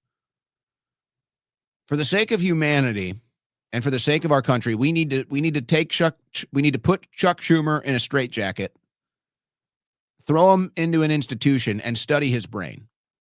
We need to figure out what it is about somebody like Chuck Schumer that forces him, causes him, allows him to be such a dirty, rotten, rat-faced liar. I'm being dead serious. I want Chuck Schumer thrown in a straitjacket, and I want to have his brain examined. I want to study his brain. I want to understand this psychology. Because we can never have people like this in power, folks. There's something dangerous here. I guarantee you there's something in the chemistry. There's something in the brain waves. I don't know. There's something there. There is something in there that causes a man, a supposed human, like Chuck Schumer, to just stand there in the Capitol and just blatantly lie, just totally reverse reality to the American people. Everything he just said there is true about the Democrat Party and not true about Republicans. Everything he just said. Now, you could argue that the Trump administration is doing everything they can to have friendly media in there, but they still have the state-run hacks from the Biden administration in there every day. They still have them. So no, I want to study Chuck Schumer's brain chemistry, body chemistry, brain waves. I'm dead serious. We need to find this out, folks. We need to do a study on the psychology and the chemistry of people like Chuck Schumer. We have to make sure that we can identify whatever this thing is, whatever this mental disorder is, whatever this chemistry imbalance, whatever it is that causes a Chuck Schumer to exist. We need to study it. We need to figure out what it is. We need to identify it. And we need to make sure we never let anybody like that anywhere near a position of power, specifically in government. If you are that big of a liar, there's something wrong with you. You have a serious brain malfunction. You have a serious chemistry malfunction. You're really, like they'll sit here and they'll say, hey, you're mentally retarded if you have Down syndrome or something. And most of those people are honest. They're innocent. They have big hearts, but they have some, mental retardation issues. Chuck Schumer's mentally retarded. He's worse, though. But see, we don't call that mental retardation, but that is. Chuck Schumer is mentally retarded. So what is the diagnosis? What is the brain chemistry? What is the brain waves? What is this liberal mental retardation that we're dealing with here? It is a mental disorder. It needs to be studied. It needs to be diagnosed. We need to know this stuff. Like if you knew somebody was a paranoid schizophrenic and had a record of paranoid schizophrenia and serious outbreaks, you probably wouldn't vote for them. Well, if we found out what was wrong with Chuck Schumer's brain, we probably wouldn't vote for him either. So we need to diagnose this. I am dead serious.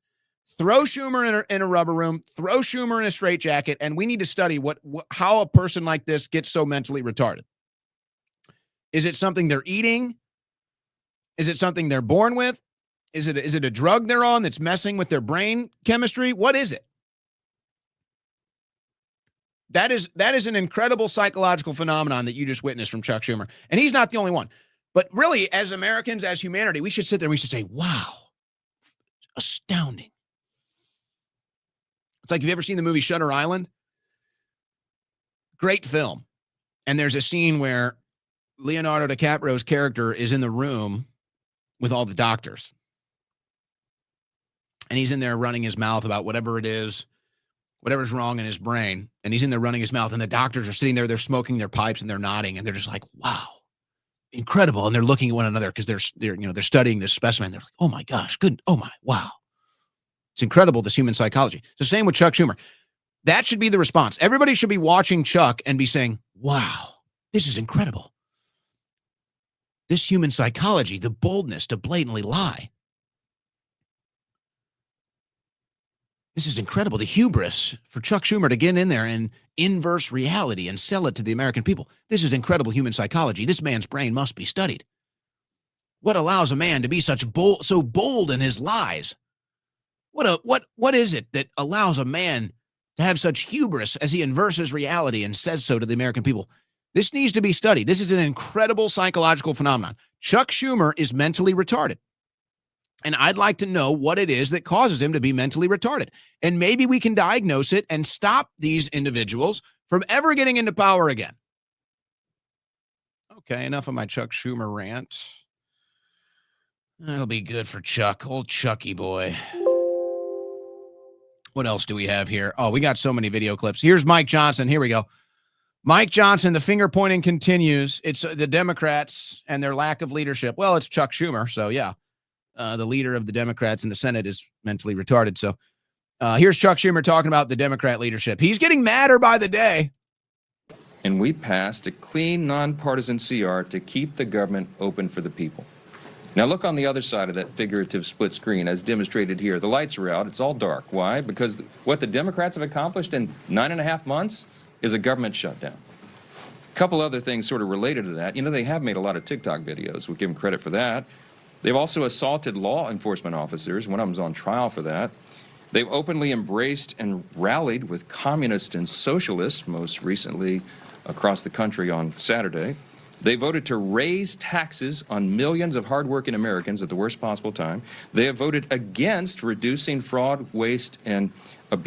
Now, see, this is where you guys are just total phonies. You guys aren't cutting taxes. You guys abandoned Doge.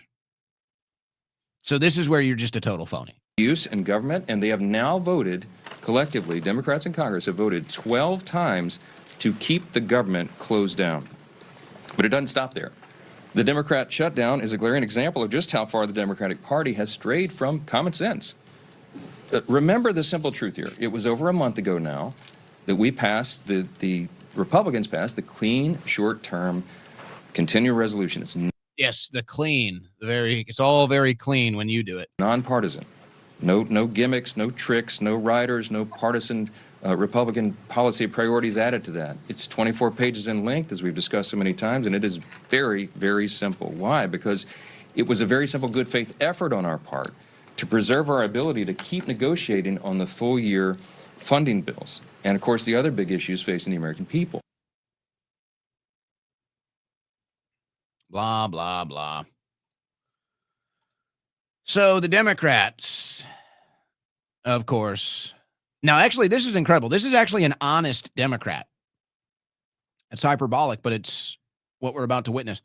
Here is an honest Democrat on why the Democrats are holding out on the government shutdown right now. She actually admits it. This is incredible.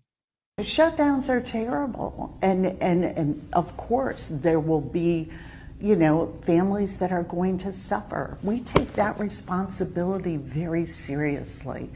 But it is one of the few leveraged times we have. There it is, right there. The Democrats have no power. They have no leverage. The only thing they can do is when the threshold is 60 votes in the Senate is block it whenever they want. That's all they can do. It's the only leverage they have. And you just heard it from an honest Democrat. The only reason we're doing this is because it's the only leverage we have. And if the American people are suffering because of it, that's just the price we're willing to pay. That's an honest Democrat. Hey, this is no wave the pom-poms, do a leg kick in the air for Republican Party politics. But no, this is the Democrat shutdown. 100%. This is the Democrat shutdown. And I give her credit. That is an honest Democrat. We're shutting it down because we have no other leverage in D.C., so we have to do this with whatever leverage we get. It's an honest Democrat. That's the actual truth. I bet she's getting a nice tongue lashing behind the scenes for that deal. Now, this is the lie. This is the lie from Democrat Elisa Slotkin that they're doing this because of Obamacare and how great Obamacare was for the American people. From Macomb County, who wrote in saying that their insurance costs are going to nearly double by January 1st. They go from $272 per paycheck being taken out to $516 from their paycheck being taken out as of January 1st. So these are real stories from real Michiganders because of the healthcare crisis that is going on after the big, beautiful bill was signed in July. No, first of all, that's a lie. Secondly, I'm pretty sure Slotkin was one of those that got in on voter fraud in Michigan, but that's old news, I suppose. No, the premiums went up, and anybody can go look at the graphs. Anybody can go look at the line graphs, the bar graphs, whatever you want. Premiums all went up after Obamacare was signed. That is a fact. That is a fact. And at the time, the Democrats and the supporters of Obamacare, they were blaming it on everybody else. They were saying, well, this is because people aren't signing up. We need every American to go sign up for this to work. Oh, what do you know? It didn't work. And the premiums went up. And then they were blaming website issues. The website kept crashing. No, your policy failed. So they admitted it. When they signed the Affordable Care Act, premiums went up. It was undeniable. And they said, well, the premiums are going up because not everybody's signing up. And we can't even keep the website running, so people can't even sign up when they try. And now they're saying, oh, it happened after the big, beautiful bill. A total lie. And Obamacare, you don't need it. You don't need to use government health care. So now it's failed. So actually what they did was they did an end around. So you don't have to rely on the Affordable Care Act for health care. So it crushed their entire health care agenda. But the premiums went up after Obamacare was signed. That is an undeniable fact. They admitted it at the time.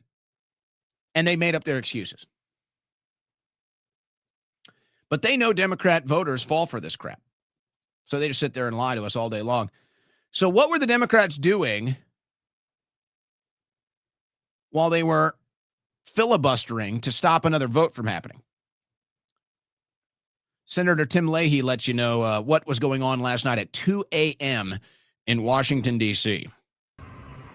So at 2 a.m. here, leaving the Capitol, we're listening to floor speeches from Democrats who have closed the government, and they're forcing Capitol Hill staff to sit in here all night and listen to them read poetry while they're not getting paid. So not only are they now closing the government, but now they're forcing our Capitol Hill workers, our police who keep us safe, all of the pages on the floor to stay up all night listening to them read poetry because they think it's funny, because they want to make a statement.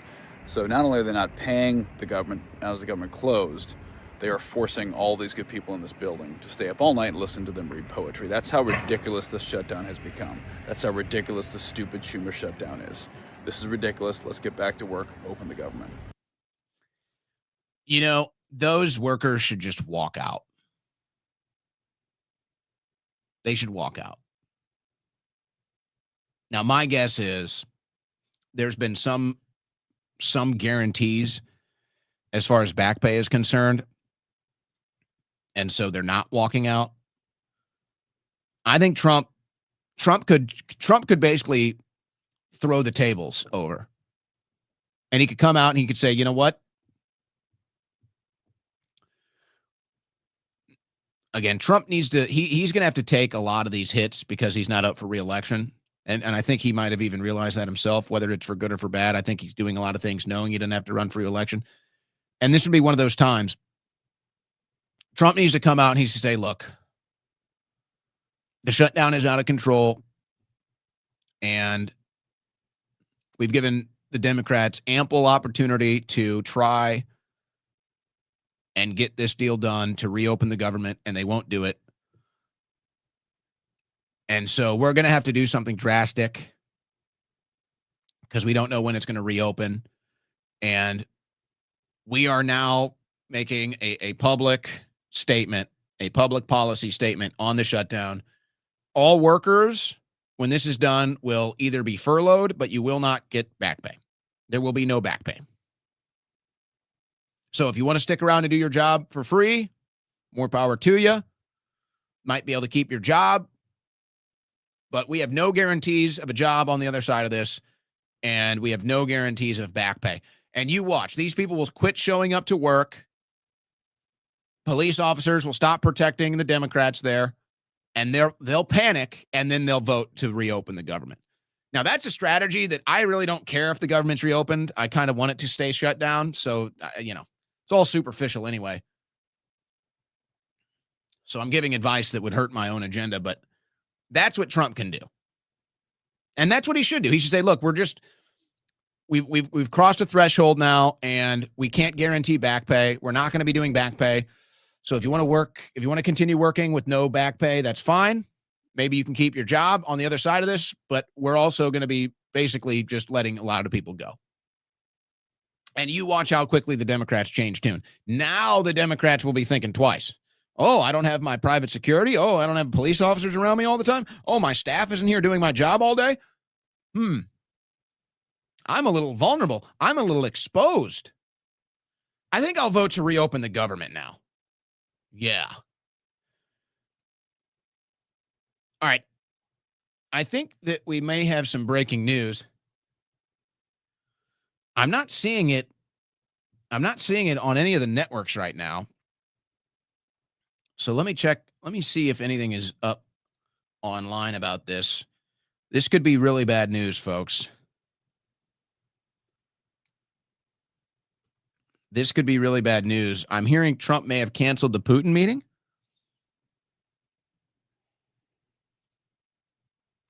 Putin wasn't honest with Trump, Treasury chief says, as U.S. imposes massive sanctions.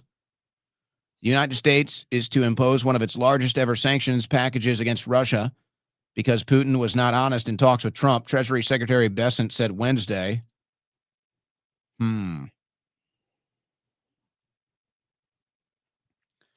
I'm not seeing anything about the meeting being scrapped. U.S. sanctions Russia's two biggest oil firms after Trump-Putin summit scrapped. Oh, it has been scrapped. This is New York Post reporting this. Unbelievable. This is horrible. Jeez. The neocons win again. The deep state wins again.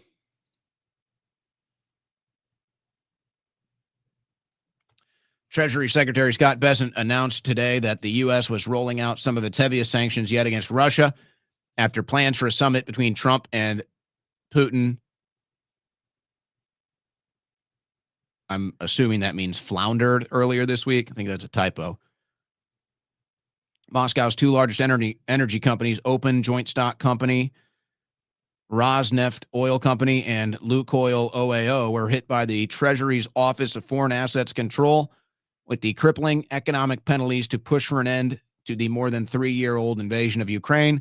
Now is the time to stop the killing and for an immediate ceasefire, Bessent said in a statement, noting the designated firms and their dozens of subsidiaries fund the Kremlin's war machine. The Kremlin's war machine, yeah. Tell me, how does the Russia war machine compare to the military-industrial complex? How does the Russian war machine compare to the United States war machine? Who has more bases all over the world? Who has bases and NATO bases right up against Russia's borders? Now, none of this matters unless Europe stops buying Russian oil, which they can't. And so they won't.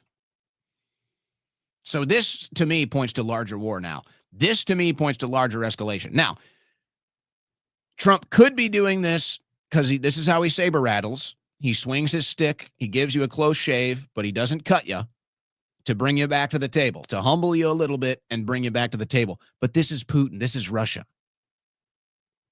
This isn't a Middle East country. This isn't Venezuela. This isn't a Central American South. This is Russia. This is the largest country in the world. This is a country that is a nuclear power, a very big and strong military, and they have very powerful allies in China and India and others. I don't like this at all. I don't like this at all, man. I think it's tragic that the swamp, as it be, continues to sabotage any chance for a Russia-American alliance. And so now, basically, if Russia balks at this and says, fine, screw you, now you're going to get bigger war in Ukraine, folks. Get ready for that. If there's any other agenda afoot here and it fails, you're going to get a bigger war in Ukraine. You're going to get more military aid. You're going to get more financial aid. You're going to get more NATO spending.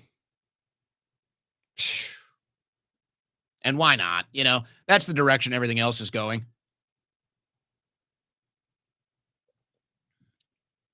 Bad foreign policy. Just continuing bad foreign policy. Why would you do this right now? Why would you do this right now when you're trying to get a trade deal done with China?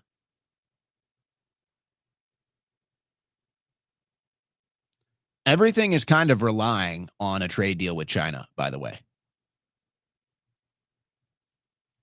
A lot of other foreign policy success or failure, whether it's trade, whether it's war, a lot of that depends on how things end up with China. And now you've just given Russia a reason to pick up the phone and call China and say, screw the Americans. And China might just listen. They might just listen. And if China starts cutting deals with Russia and cutting deals with India, I'm sorry, President Trump, but I don't care how many Indian Diwali candles or whatever you light in the White House. India's going to side with China and Russia at the end of the day. And they're going to smile and call you and say they love you and they love America, but they're not going to side with America over China and Russia. It's not going to happen. I just don't get it, man. I just don't get it. So I don't expect any peace to break out anytime soon after hearing that news. Who is in there sabotaging this stuff? Who is in there sabotaging this stuff? Does Trump even know what's going on? Russia hasn't been honest in the negotiations. Oh, yeah, and America has. America has been so above board. The integrity of American foreign relations and foreign negotiations is platinum standard. Give me a break. We blew up their damn Nord Stream pipeline. We told them we wouldn't put bases on their borders. We told them we would only support NATO countries. Now we're all supporting Ukraine, a non-NATO country.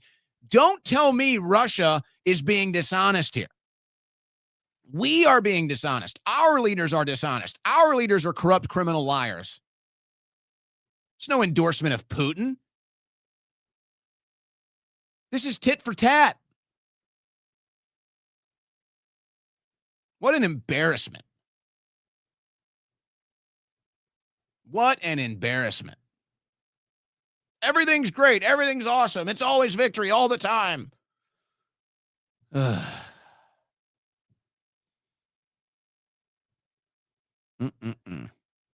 there you go. Now it is official. What happened? They denied this just yesterday. Just yesterday, they said, no, the meeting is still on. Everything's good. What happened in the last 24 hours? What sabotaged this? Who sabotaged this? And why?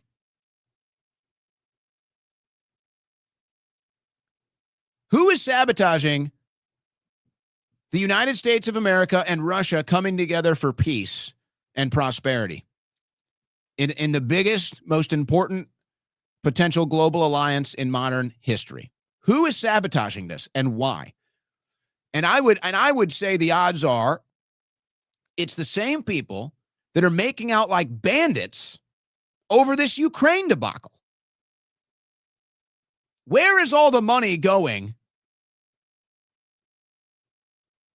that's supposed to be for Ukraine? Where are the hundreds of billions of dollars that's been poured into Ukraine? Where has the money gone? There's no oversight.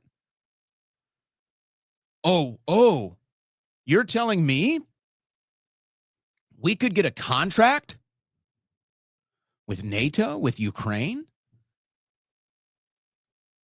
and we can sell them Patriot missiles and Tomahawk missiles? Ooh, so there it is. What did I say when I opened the show? I said the defense contractors are the only ones in the stock market that are up today. Bing, there's your insider trading. They sabotaged the deal, folks. They sabotaged the deal. Now I see. Now I know why. Geez, why was every other sector of the stock market down today except the defense contractors? There you go. They sabotaged this deal this morning, folks. This deal was sabotaged this morning, and the insider traders knew it, and they bought all the defense contracting stocks because they're anticipating that NATO or Ukraine is about to make a huge weapons deal. Let's double check the markets I bet it's even higher now. I bet they've gone up even more after this. Let's see. Only thing in the green are defense contracts. Only thing in the green right here. Everything else in the red. So you know what that is. They all moved their money out of tech. They all moved their money into defense contracts.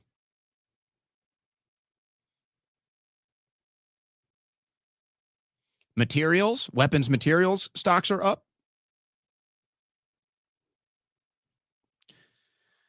And defense contractor stocks are up.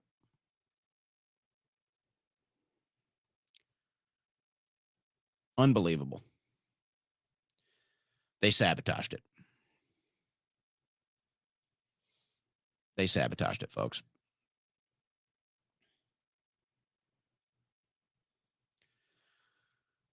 I was wondering what was up with that. Still not good, actually.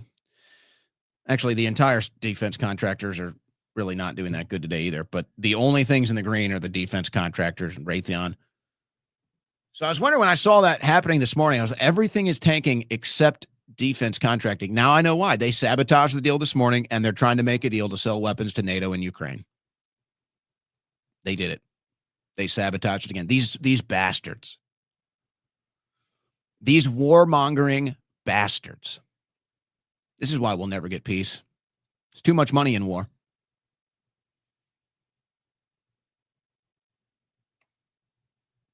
It's heartbreaking. It's just absolutely heartbreaking. That's MAGA.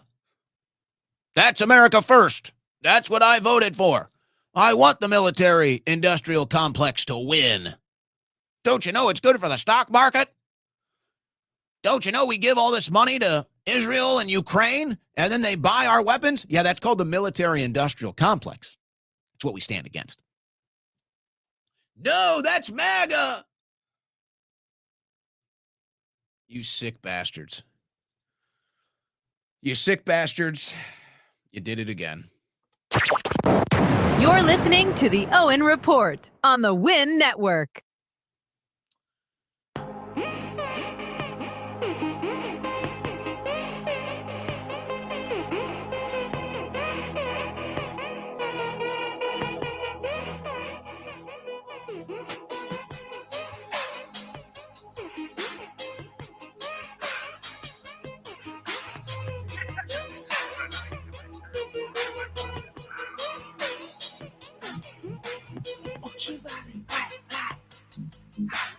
Party in the garden, the towers falling, love in the summertime. Ooh, yeah, yeah. And I'm unified, feeling oh so unified. In the lockdown, in the lockdown.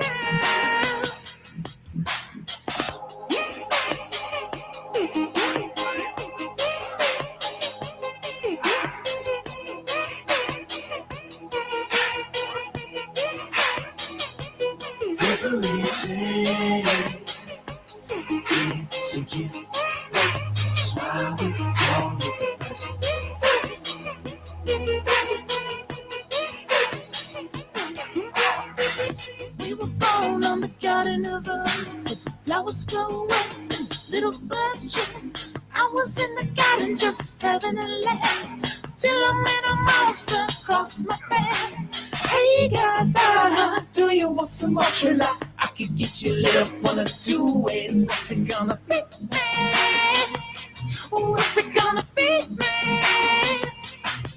Said I felt like the whole world was begging me to rain fire above upon my enemies, till the love washed over me, till I let the love wash over me. Said I forgot the whole world begging me to rain fire above upon my enemies, till the love washed over me, till I let the love wash over me every day. To keep that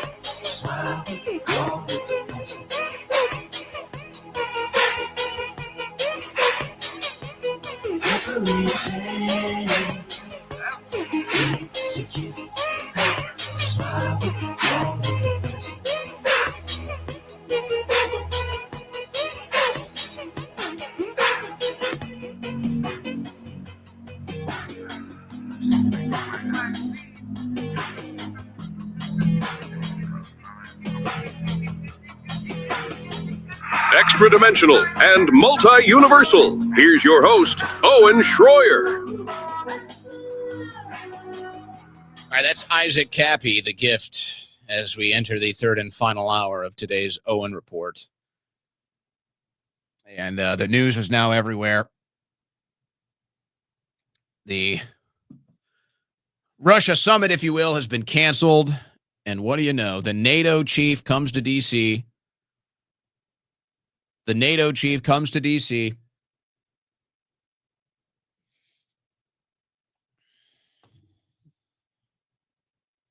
Yeah, guys. I'm just... We're not going to be delusional here, okay? The deep state is still very much in control, ladies and gentlemen. Just understand that. The institutional, international deep state is still in control. That's what this represents. Why am I still involved in NATO? Why? You know, Russia is closer to us than Europe. You know, Russia is technically our neighbor. We're 2 miles away from Russia via Alaska. You know that? Yeah. It was Russia that helped us win World War II, by the way. It was Russia that tried to negotiate peace and actually join NATO to stop the Cold War era foreign policies, and NATO rejected it. And now we were maybe close to finally moving the ball forward to peace. Peace between Russia and Ukraine, peace between Russia and the Western world. And the deep state won again, and the neocons won again, and the military-industrial complex won again. That's what I'm saying. I don't like it when Netanyahu comes to America and dictates our foreign policy. I don't like it when NATO comes to America and dictates our foreign policy. I voted for Donald Trump to give them a middle finger and show them the door. That's what I voted for. And anybody who says, this is what I voted for, you're a liar. You're a coward.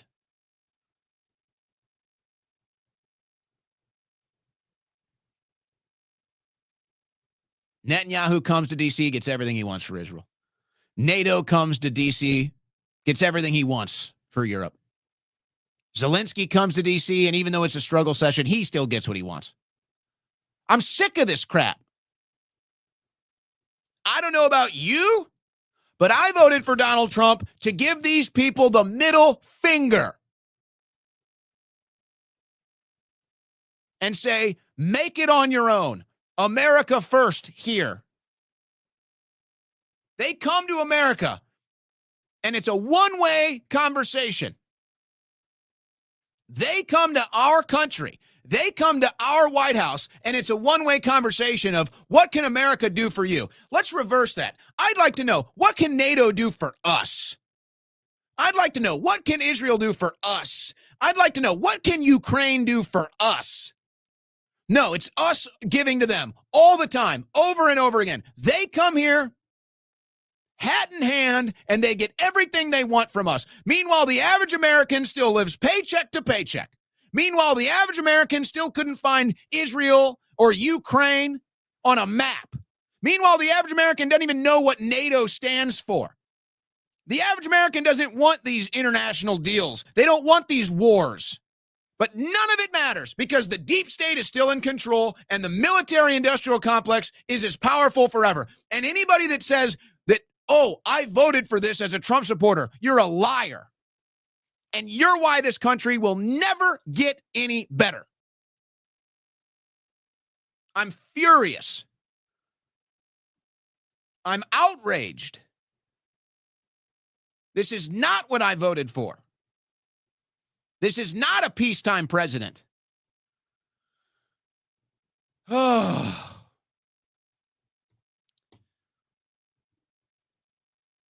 No, whatever. I'm sure it's all great. It's all good, guys. It's all good. Everything's great. Everything's fantastic. It's the greatest of all time. Greatest of all time, guys. Golden age. Golden age. Peacetime president. Nobel Peace Prize. All great. Just, war with Venezuela, war with Russia, war with Iran. It's all great. It's all fantastic. Can't wait. More. Let's get more of that. That's what we voted for, right? I'm so gaslit by this crap. I can't even move on to these stories now. So,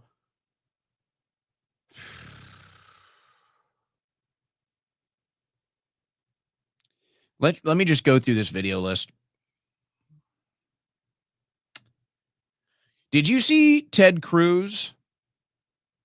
Ted Cruz is the top Israel salesman in the Senate now. Here's Ted Cruz selling you on why Israel is so important, guys. Here, the United States provides roughly $3 billion in military assistance to Israel. The benefit we get from that, the Mossad, the intelligence resources. You look at Iran, where they knew where every...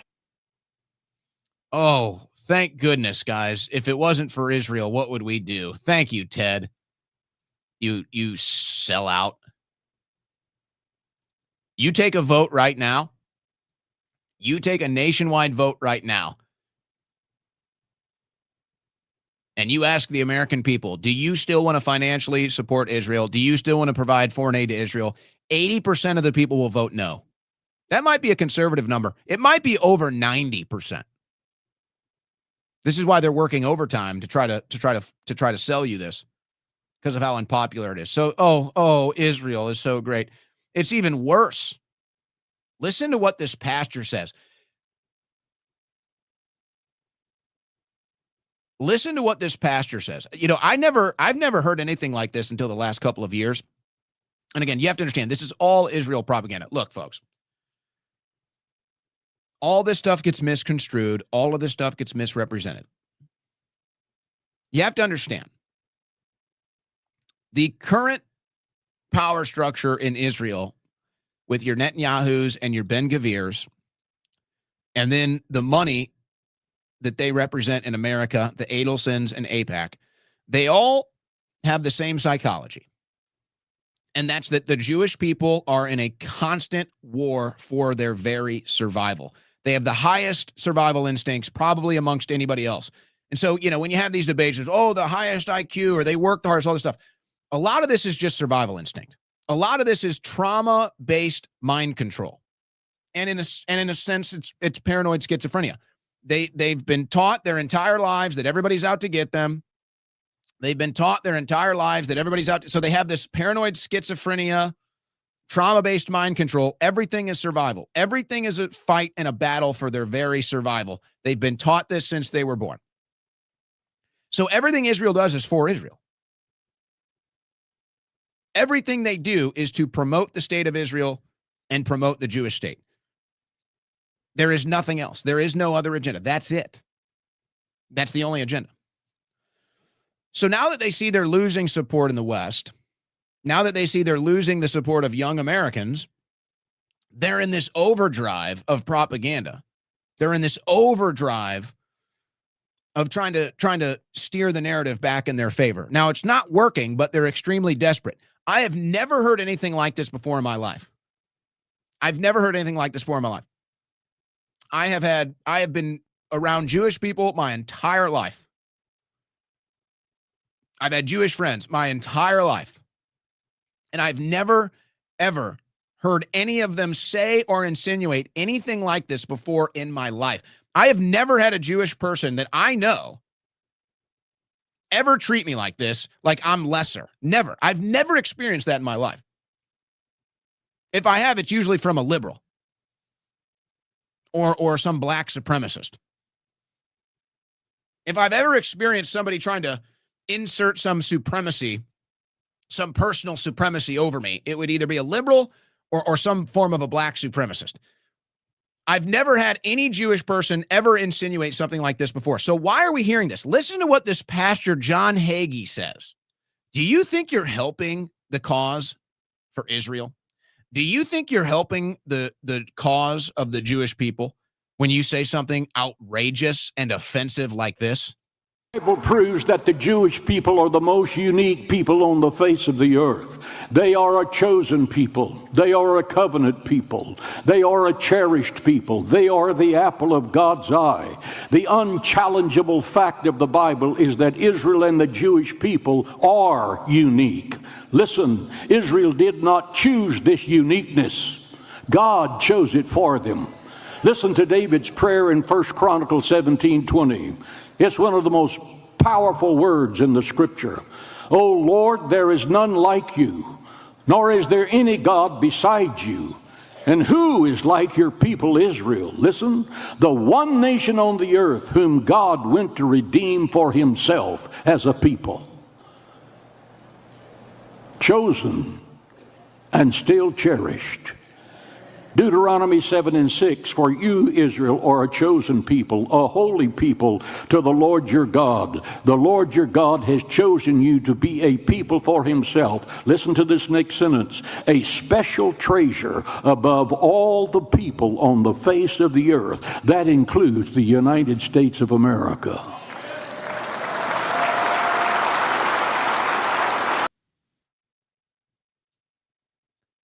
That is quite literally, by definition, the promotion of Israeli supremacy and Jewish supremacy.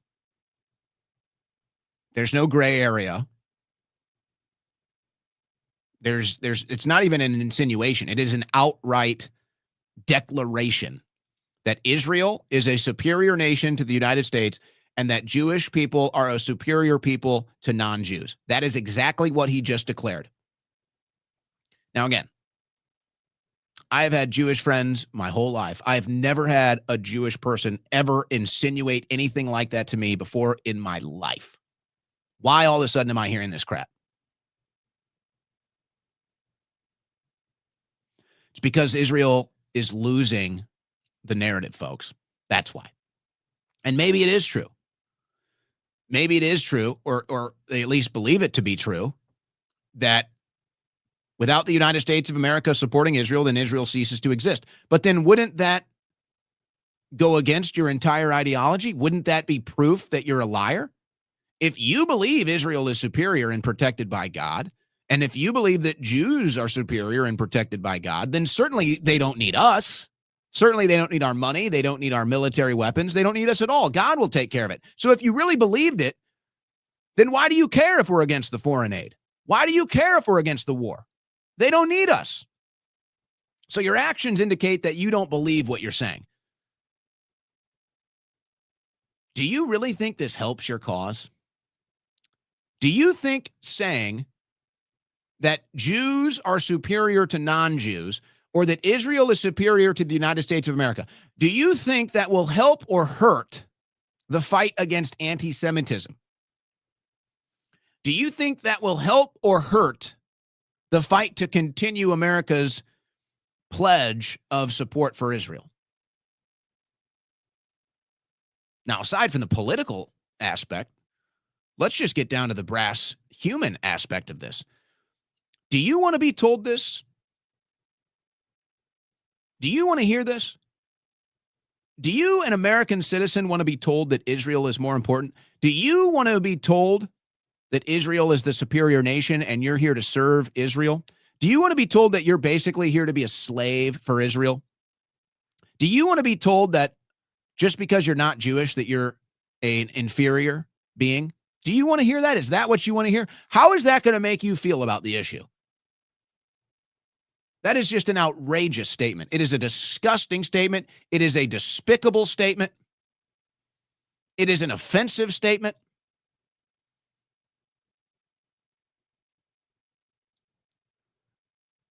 I hope that there are Jewish leaders that stand up and say, we reject this.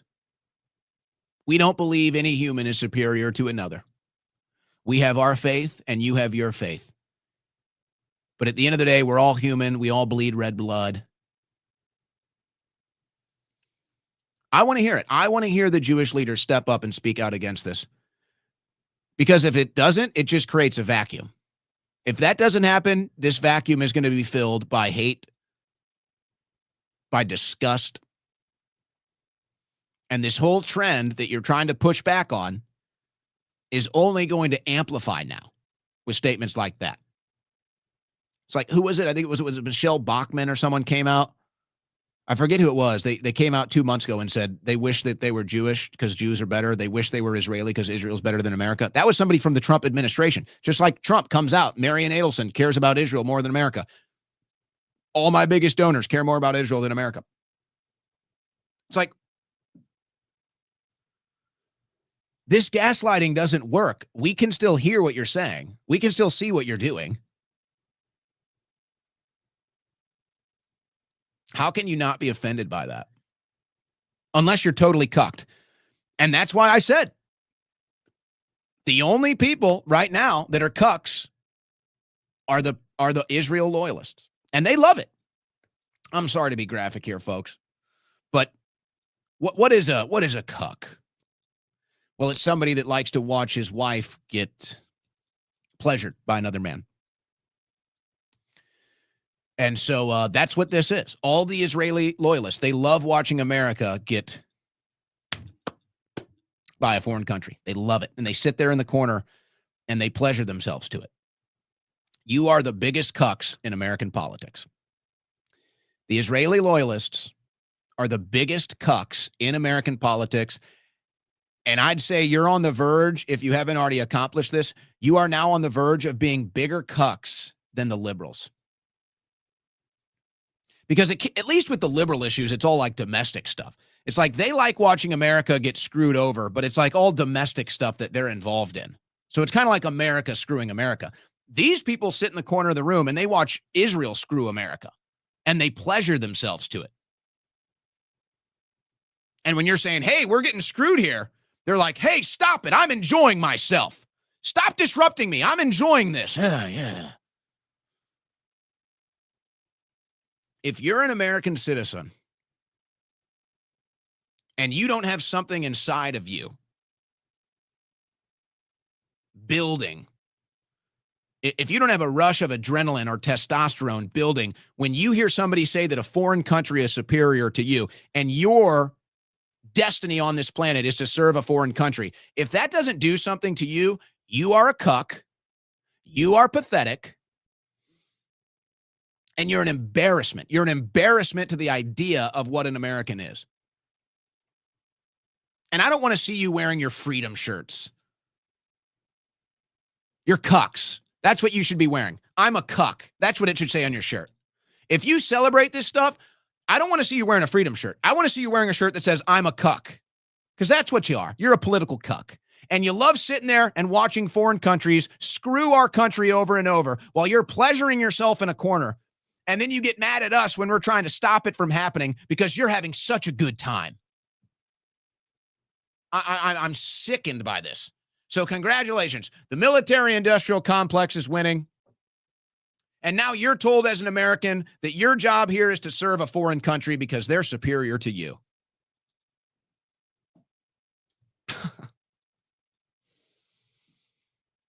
And then they're going to gaslight you. They're going to gaslight you and pretend like you're the crazy one, or you're the bad guy, or you're not America first.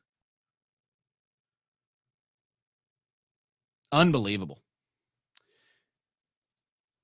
Unbelievable. And, you know, I've got an example of this. Let me try to dig through some of these leftovers, because I have an example of exactly what I'm talking about.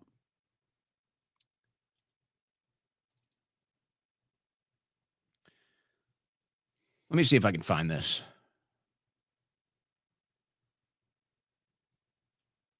Believe me, you don't want me back on the streets. You're not going to like what you get.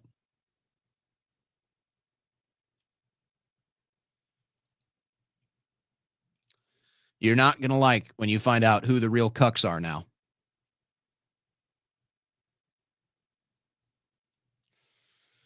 I don't know if I can find it.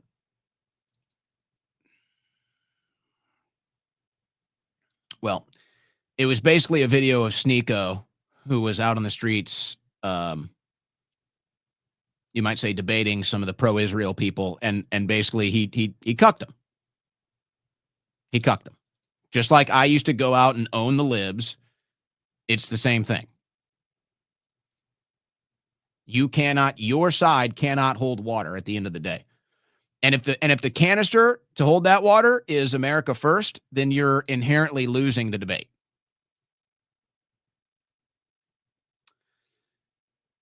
I'm trying to find it, but I can't.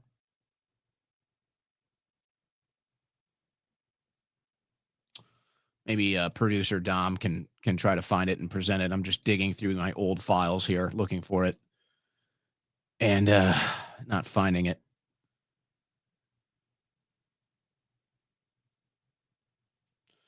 I don't want to spend too much more time looking for this clip, so may just abandon.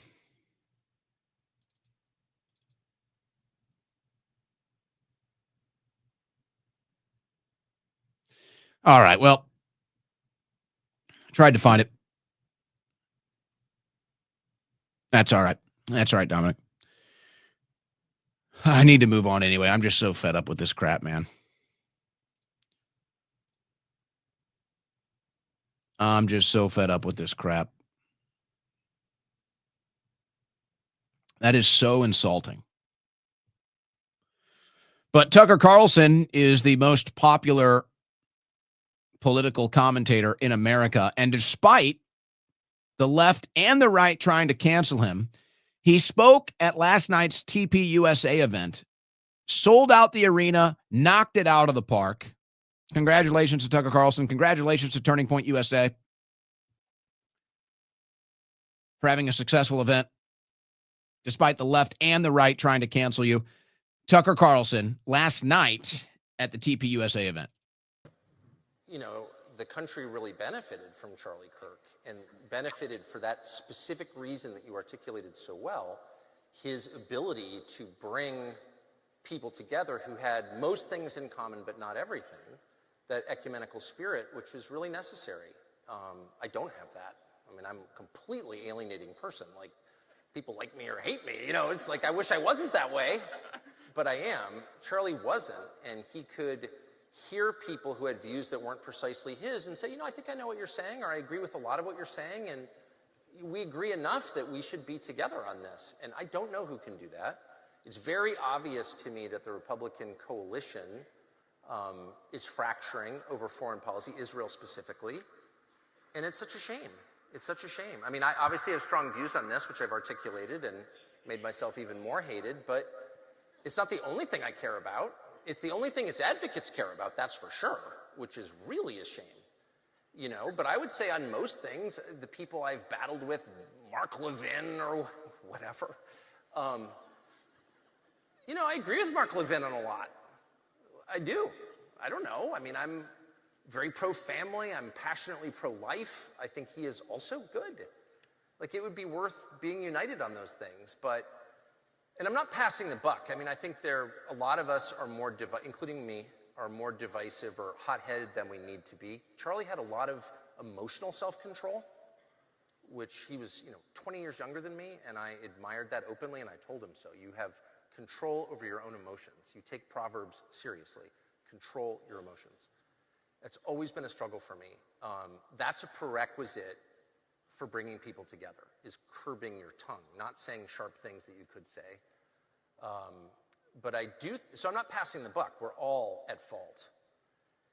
And the worst people in the world are going to benefit from this if the fracture remains. But I will say that on the foreign policy question, the advocates of neocon foreign policy literally only care about that, from what I can tell. And I would just urge them to, broaden your concerns a little bit. Yes, I understand your emotional connection. I get it. And I'm willing to make allowances for it. But, slow down a little bit. You don't have to hate people just because they don't worship Bibi or something. Like, that shouldn't be the make or break issue. It's a foreign head of state. Like, settle down. And hopefully they will. Well, they won't. In case you haven't noticed, they're only getting worse. And I'm just going to say this right now.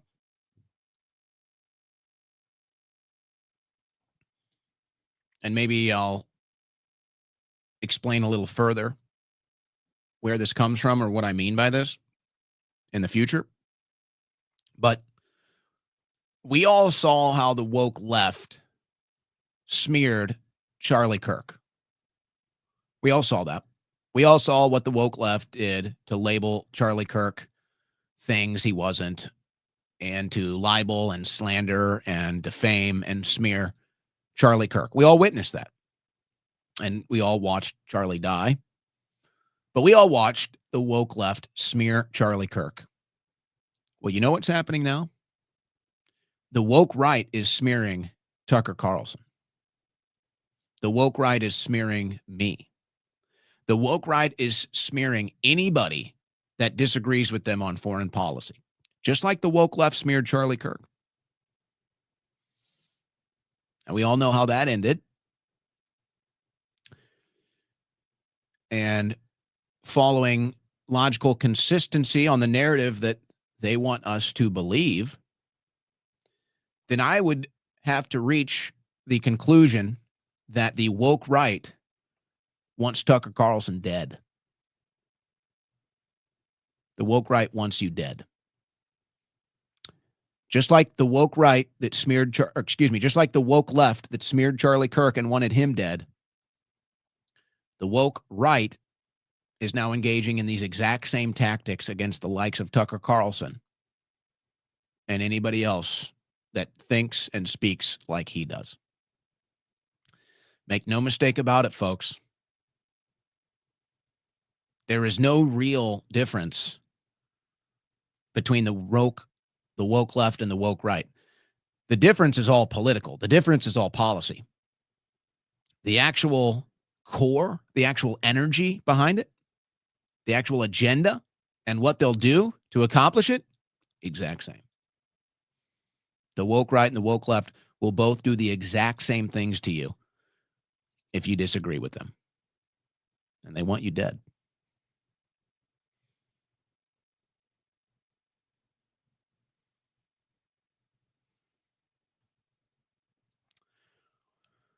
See if I have anything else on this topic.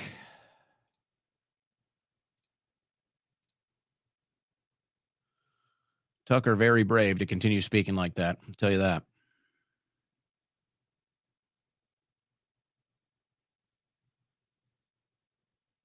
All right. Let me get into the New York mayor's race drama.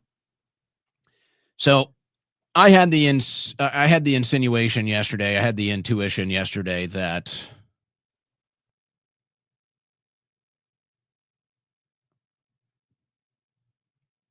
it was the Israeli lobby that was trying to get Sliwa out of the race. And there was plenty of circumstantial evidence to prove that. Now pretty much everybody sees it. Now I'd say it's undeniable. So here's what we have today. You have Bill Ackman campaigning against Curtis Sliwa. Okay. So just, again, this is clearly the Israeli lobby trying to get Sliwa out of the race, backing Cuomo, because Israel is Cuomo's priority. This is a mayor of New York City, by the way. The mayor of New York City. And they're trying to have this race decided on loyalty to Israel. Okay. So, yes, it is the Israeli lobby that's attacking Sliwa. There's Ackman at it today. This was just a funny exchange. I don't know if we have any appetite for humor right now, but so Cassandra McDonald said, the conservatives demanding people disavow people on the right for jokes in a group chat also want you to vote for a Democrat in New York. That's Cuomo, the nursing home killer, the sexual assault allegations, Cuomo. So I make the joke. I say, yes, but it's obviously because of one common factor of never mind. So this neutral ground 55 chimes in. Don't be scared. Just say it. The common factor is our closest ally, Ireland. That's good stuff. That's good, tasteful humor right there. But getting serious. So this happened. So here's another Israeli lobbyist. He'll deny it, but, and I like Iyal. I have conversations with him. I'm trying to build a bridge between, I'm gonna become the peace negotiator in the media world. I'm going to bring in all these people that have beefs. We're going to bring them all together. I'm going to get Iyal and Myron Gaines. I'm going to have a peace negotiation with these two to come together. But obviously he's very pro-Israel. And so he's sharing this. This is supposed to be a hit on Sliwa, by the way. So all the voices now, all the Israeli lobby voices, all the pro-Israel voices are now all coming after Sliwa. And they want you to vote for Cuomo because the Israel lobby has bought Cuomo. Now, I want you to listen to this exchange with Sliwa on a local radio show. And I'm going to break this down for you, how this actually exposes the entire double standard of the new pro-Israel right backing Andrew Cuomo. They think this makes Sliwa look bad. Sliwa has actually never looked better. And actually, I would argue that because of these attacks, Sliwa's chances of being elected are now higher than ever. The Israeli lobby going after Sliwa only makes him more electable. Think about it like this. And all the numbers indicate this. No Sliwa supporters are going to vote for Andrew Cuomo. It's not going to happen. If they're going to vote for anybody else, it's going to be Mamdani. But they're not going to vote for anybody else. The people that are voting for Sliwa are only going to vote for Sliwa. Now, the people that are voting for Cuomo, who do you think they're more likely going to vote for, Sliwa or Mamdani? Well, it might be a split. But many of those people that are voting for Mamdani might not really like leftist policies, socialist policies, or even Mamdani. They're just sending out a protest vote because they're so sick of Israel. And they're so sick of the Israeli lobby, and Mamdani is vocally against it in some degrees. So it's a protest vote. Many of these people are only voting for Mamdani because they're sick of Israel. Well, now that they see the Israeli lobby is attacking Sliwa, they might actually go vote for Sliwa. Sliwa is now the only candidate that could actually take votes away from Mamdani. But listen to their logic of why they want Sliwa to drop out, and I'm going to explain to you why that's a total faulty logic. So far, you've been on this show for 8 minutes, and all you've talked about is Cuomo. And I know you. So first they start him. First they gaslight him like this. Oh, all you've talked about is Cuomo. You guys are the ones talking about Cuomo. You guys are the ones that are telling Sliwa to drop out of the race and back Cuomo. You guys are doing that. You guys are backing Cuomo. You're doing the ad buys for Cuomo. You're promoting Cuomo. And you're saying, hey, drop out for Cuomo. You guys are making this about Cuomo, not Sliwa. So there's the gaslighting right out of the gates. I hate him. And I'm going to be honest with you, Curtis, because we've been friends for a long time. I don't feel like you're running against Mamdani anymore. I really don't. This hatred for Cuomo, which you've got 100 times over. Hatred for Cuomo? What? Excuse me? Do we not remember 2020 and 2021? Do we not remember the pandemic? Do we not remember everything COVID did? Do we not remember everything Cuomo did during COVID? The nursing home menace, the nursing home killer, the lockdowns. What are you talking about? The entire right wing was against Cuomo. What do you mean? Oh, all of a sudden we hate Cuomo. What? That was common. Everybody was against Cuomo. The gaslighting continues.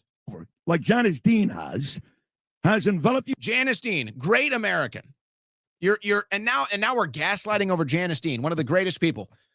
You're 22 seconds in, and this guy has already gaslit Sliwa 3 times. To the point where I think you're losing sight of who you're running against. Cuomo's not in first. He's not in first. You have to leapfrog Cuomo to beat the guy in first. Okay. So then why are you going after Sliwa? Sliwa's in third. Again, more complete illogic. If the logic is, hey, we have to be going after the guy that's in first, then why are you going after Sliwa? He's in third. These people are blinded, folks. They're blinded. They're retarded. They're filled with hate. I don't know. They can't see things clearly. Again, this is the new cuck right. That's what this is. It's the cuck right. And for whatever reason, they can't think logically anymore. For whatever reason, whatever has happened in the last 12 months, these people cannot think logically anymore. They can't do it. I don't know. Maybe they never could.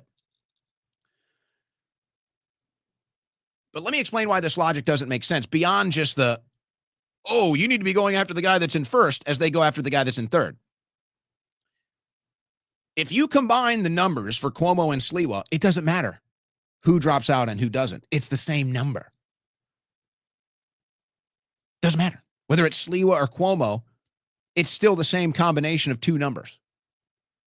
So it doesn't matter. Whether it's Cuomo or Sliwa, you still have the exact same number. So this idea that somehow, it has to be Sliwa, it's the only chance we have. First of all, the numbers don't change, and the numbers don't add up. Sliwa voters are not going to vote for Cuomo. It's not going to happen. But Cuomo voters might vote for Sliwa, and Mamdani voters might vote for Sliwa. So your numbers are wrong, your math is wrong, and your logic is wrong. I go to your page, I got to go 12 goddamn tweets before I see Mamdani's name. This obsession with... Because Mamdani isn't attacking him. The lobby that's backing Mamdani is not attacking Sliwa. See what they do? They send all these people out to attack Sliwa under the name of Cuomo, and then Sliwa defends himself against these attacks, and they say, why aren't you going after Mamdani? Because it's the Cuomo people stabbing him. All the Cuomo people are here stabbing Sliwa in the back. All these cuck right conservatives are stabbing Sliwa in the back. The only Republican that even dares run in New York City. The only Republican that even dares show his face on the streets of New York City every single day. And they say he's grandstanding. And all the Cuomo people are attacking Sliwa all day long. And he's like, hey, stop attacking me, Cuomo people. They're like, why aren't you attacking Mamdani? Because he has to defend himself against you freaks. The gaslighting continues. I'm not even a minute into this clip. And what is this? The third massive gaslighting against Sliwa? It's disgusting. Cuomo has to stop. He's not winning. You can beat Cuomo and still lose the election. 8 minutes in, you haven't mentioned Mamdani once. Why? Let me tell you, I'm talking to WABC now. I'm hurt. I have armed security guards now protecting my life and Nancy's life. I've been bribed by the billionaires to drop out of here. If anything happens... By the way, that's the same lobby that's now backing Cuomo. It's the Israeli lobby. That's who it is. It's now totally confirmed. My reporting was right. ...happens to me, or anything happens to my wife because of this frenzy that I hear constantly, coming from some of your colleagues here at WABC, it's on you guys and you gals. That my life is on the line. What was I just saying? The woke right wants you dead. The woke right wants you dead. And now that's what Curtis Sliwa is going through. The woke right that's backing Andrew Cuomo. And now Sliwa's on the wrong side of it. Just like the woke left wants you dead, the woke right wants you dead, folks. And now Curtis Sliwa's on the receiving end of it. Here, Sid. My wife, Nancy, was never harmed anybody who only cares about people and animals is under threat now. Even when the Gottis and Gambinos put a hit on me, 5 hollow point bullets, I never had armed security. The frenzy that is coming out of people's mouths. And then you'll have influencers come on. Hey, what a great job they did. After October 8th. By the way, who was outside with you at Cooper Union soon after when Jewish kids were being attacked in the library by the Palestinian mob? I was with the Guardian Angels. There were only 40 people there. And look at how they just throw him overboard. Sliwa was literally on the streets with his Guardian Angels defending synagogues. Where was Cuomo? And now the Israeli lobby is backing Cuomo and trying to throw Sliwa under the bus after he literally put his body on the line to protect Jewish synagogues in New York City. The woke right wants you dead. Do not mistake it. They are no different than the woke left outside of policy. No different at all. Same core, same attitude, same application, same desire. And who has said that a million times? I don't protect the influence. All right. I got to move on from this. I've made my point there. We've got other things to cover.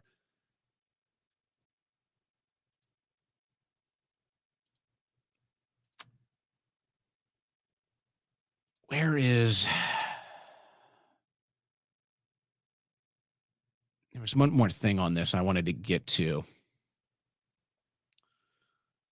Maybe it's in my video list. Oh, yeah. Oh.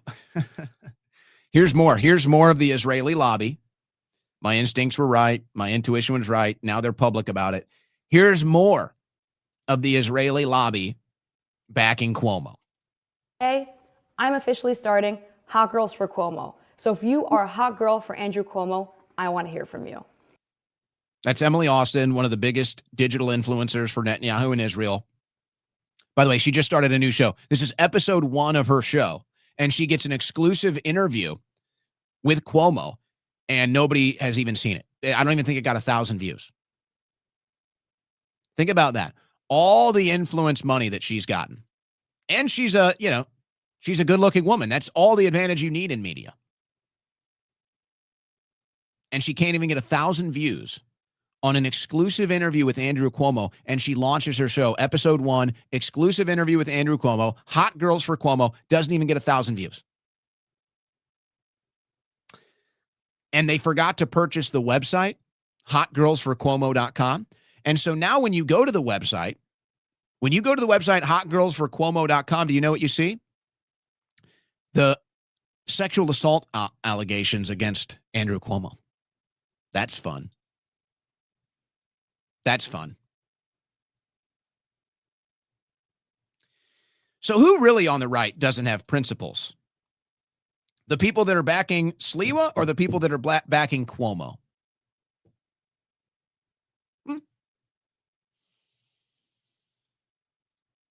Hot girls for Cuomo. It's so pathetic.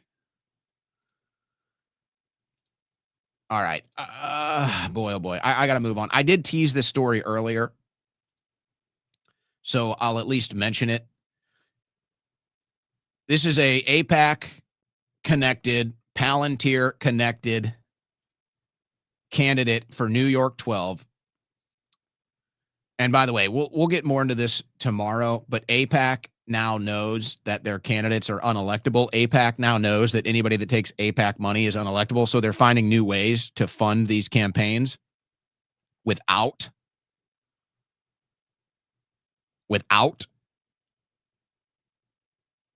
labeling it AIPAC. But I'll have more on that tomorrow. But so this guy connected AIPAC, connected to Palantir, just set a record $1.2 million in 24 hours. The Israeli lobby is still the most powerful lobby in this country today. That is the establishment. So if you're anti-establishment and you love the Israeli lobby, I'm sorry to tell you, you're not anti-establishment. So don't tell us you are. That's how powerful they are. They set the AIPAC, the Israel lobby sets records in fundraising every time. Whether it's Wesley Ball, whether it's getting Jamal Bowman out, whether it's this Alex Borez guy, record. They spend more money than anybody else in politics, and they get the most results. I've got more on this, but since I'm running out of time, I think I'm going to shift to other stories as J.D. Vance is still running around Israel today. World Court says Israel must allow UN aid to Gaza and ensure basic needs of Palestinians are met. They're blocking the aid. UN top courts rebuke Israel over Gaza aid restrictions during war. So neither side is holding their end of the bargain. ICJ ruling confirms Israel commits genocide, rejects settlement legalization. We just got to get out of it, folks. It's just out of control. Scandal in Sweden. This is the type of stuff that should not happen ever, not even once. The fact that this happens is like one time and it should never happen again. A court will not deport the refugee in Sweden who raped a minor because the rape didn't last long enough. Swedish justice ruled that the attack was not serious enough to justify deportation of the assailant, of the rapist. An Alto Norland Court of Appeals decided that Yazayed Mohammed, an 18-year-old Eritrean refugee convicted of raping Maya Aberg, 16 years old, will not be deported once he serves his sentence. That's nice. That's good. Keep the rapist around. And then the same thing happens in Ireland and protests break out And the police have to go there and protect the migrants because the people in Ireland are sick of it too. Another Middle Eastern refugee raping a young European woman. Won't be deported. But hey, this is what all the white countries get now. This is what all the European countries get. This is what all the Western countries get. You know, the free world. They get invaded by these Easterners, and then they lose everything. This looks like the 4th of July in America. This is the UK capital. This is London. This is Indians celebrating Diwali.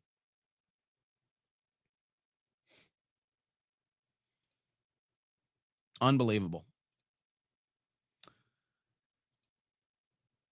Unfreaking believable. All right. Before I sign off, I do have a couple things. I want to bring Dominic in to talk about a story that he's got another angle on. So producer Dom, get yourself ready here as I cover a couple other stories to come on here. I want to talk to you about X's new policy on making you admit what country you're in. And I'm going to tie it into this other news story I have. I think I'm going to have to put off Karine Jean-Pierre until tomorrow. I think I'm going to have to put off some of these other videos till tomorrow. But Karine Jean-Pierre, I don't have time to cover Karine Jean-Pierre today. But Karine Jean-Pierre will cover it tomorrow. So I'll just say this. She needs a new hairstylist. Who's ever doing her fake hair deal, you're a little thin on the side here. It's not a good look. We need like a couple extra strands of that fake hair that she's wearing. But Karine Jean-Pierre, she's cleaned up her look a little bit. She's going with a little more mainstream type of a look. She's ramping up the rhetoric. She's kind of going against both parties. I think Karine Jean-Pierre, I think she's done it. I think she's going to get a TV gig now. I think she's finally done it. Where she wasn't acceptable before, now she's becoming acceptable. A couple more changes. I think Karine Jean-Pierre gets the job. I mean, eventually they're going to have to do something with MSNBC. With Rachel Maddow, the biggest bum in network news, works once a week. We'll have to delay that till tomorrow. What is going on in space? NASA quietly activates planetary defense network for the 3I Atlas. It's this comet or whatever's going on up in space. NASA quietly deploys planetary defense tools after interstellar visitor shows odd light behavior. NASA has quietly made a major move to defend the planet after the mysterious interstellar object displayed more strange and unexplainable behavior. I wonder if this has anything to do also with Musk going after Sean Duffy right now, who's basically trying to absorb NASA into the transportation office and basically kind of NASA is basically being dwindled down. It's being shaved off and dwindled down. I don't know. Nobody's talking about absorbing it into the Space Force, which you'd think would be the more natural fit. So I'm wondering if Musk is kind of panicked over this with all this weird stuff happening in space. And it seems like the agenda is to absorb NASA into the transportation department. Look, I'm not providing any opinion on NASA. Is it good? Is it bad? Is it a waste of money? Whatever. I'm just curious if Musk going after the whole NASA issue has anything to do with this. And Musk is concerned about the leadership at NASA not being properly prepared to handle some of this stuff. NASA deploys planetary defense tools. It's kind of heavy, isn't it? Planetary defense? By the way, this happened in the silence this week. Did you know they've officially dismissed the entire Mueller report now? The whole thing was a lie. As if you didn't know this, but this actually is a court filing from yesterday. The whole thing is now dismissed. They've dismissed the entire thing. The entire Russian collusion hoax, the entire Russian influence campaign in the 2016 election investigated by Bob Mueller. Now the entire thing has been dismissed, folks. The whole thing dismissed. The whole thing was fake. And you know what's funny? The only people that showed up in court were the Russians. Nobody from the intelligence community. Nobody from Team get Trump showed up in court. Only the Russians did to declare their innocence. And now the whole thing has been dismissed. That thing just kind of happened. All right, before we sign off for the day, going to bring in producer Dominic here. So this happened, and I've been seeing a lot more of this, these sim farms. This one just happened in Europe. They go in and they find these sim farms where it's basically they can run, say, 1,000, 10,000, whatever, all of these social media accounts through these things called sim farms. And they can basically just send out a protocol or send something out to one account, but then it goes out through 100,000 accounts. And so it can amplify things. It can make things trend. It can do massive social media propaganda. So we see that now. Now, this ties into another story, and I want to bring Dominic in as we close the show here today. Dominic, we were talking the other day about what's going to happen now that X is forcing its users to label what country they're in, which people will always find a way around it. But X just enacted this policy. Now, there have been some accounts that all of a sudden, now that X has a policy where you have to publicly state what country you're posting from, some accounts have all of a sudden changed their name and changed the entire account interface. What's going on with this? You know, what's so funny about this is that they typically would always say that all the botted responses or the artificial engagement was typically done by the anti-Israel crowd, as I like to call them. But what we've come to find out, and this is what many people suspected, is that a lot of these arduous pro-Zionist accounts, like the one that you're speaking of, is, I believe it was called Cheryl E or something of that nature. But what we've come to find out is that this person that was claiming to be a wife of an IDF sniper actually is a man that lives in New Jersey, has no actual affiliation with the IDF or Israel, other than the fact that he perhaps is Jewish or very pro-Israel as far as his political leanings. But he also falsely raised over $70,000 under these false pretenses, which I think might actually be a crime. I believe that's fraud. And like the other, what is the name of something like Vivid Prowess is another one of these infamous accounts that's extraordinarily pro-Israel, and many believe it's an Indian guy. So, you know, like we've talked about many times privately, the amount of influence operations that are happening right under your nose from people that are insisting that they are the most truthful, I mean, it's rampant. And truthfully, I mean, we can go into, I know there's not much time left, but we can go into the conflict of interest that even X has just on its face. I mean, the largest political donor for either side, you know, especially in this last cycle, was Elon Musk. And Elon Musk, who effectively was part of the Trump administration, runs the largest news platform, runs the largest social media and political news apparatus. And I mean, that is such a potent recipe for just extreme government propaganda. And I think you've been seeing that being utilized on the pro-Israel side. So, yeah, I think you're going to see quite a few of these accounts get outed. They're going to be so embarrassed that they'll either relabel or they'll outright sell their account. And actually, funny enough, Owen, very quietly, Twitter just last week is they're rolling out a handle purchasing marketplace. So I think that you know, these two, you know, the countries of origins being revealed, as well as this new marketplace. I don't think that's a coincidence they're coming out at the same time. I doubt it either. The one different angle that I'd take when you say pro-Israel accounts, I think it's a facade. I think a lot of these accounts, they portray themselves as pro-Israel accounts only to actually add to the anti-Israel sentiment. I actually think it's like a bait and switch with these anonymous accounts. Now, obviously, the pro-Israel side embraces these accounts thinking that they're on their team, these anonymous accounts that somehow amass huge followings despite being anonymous.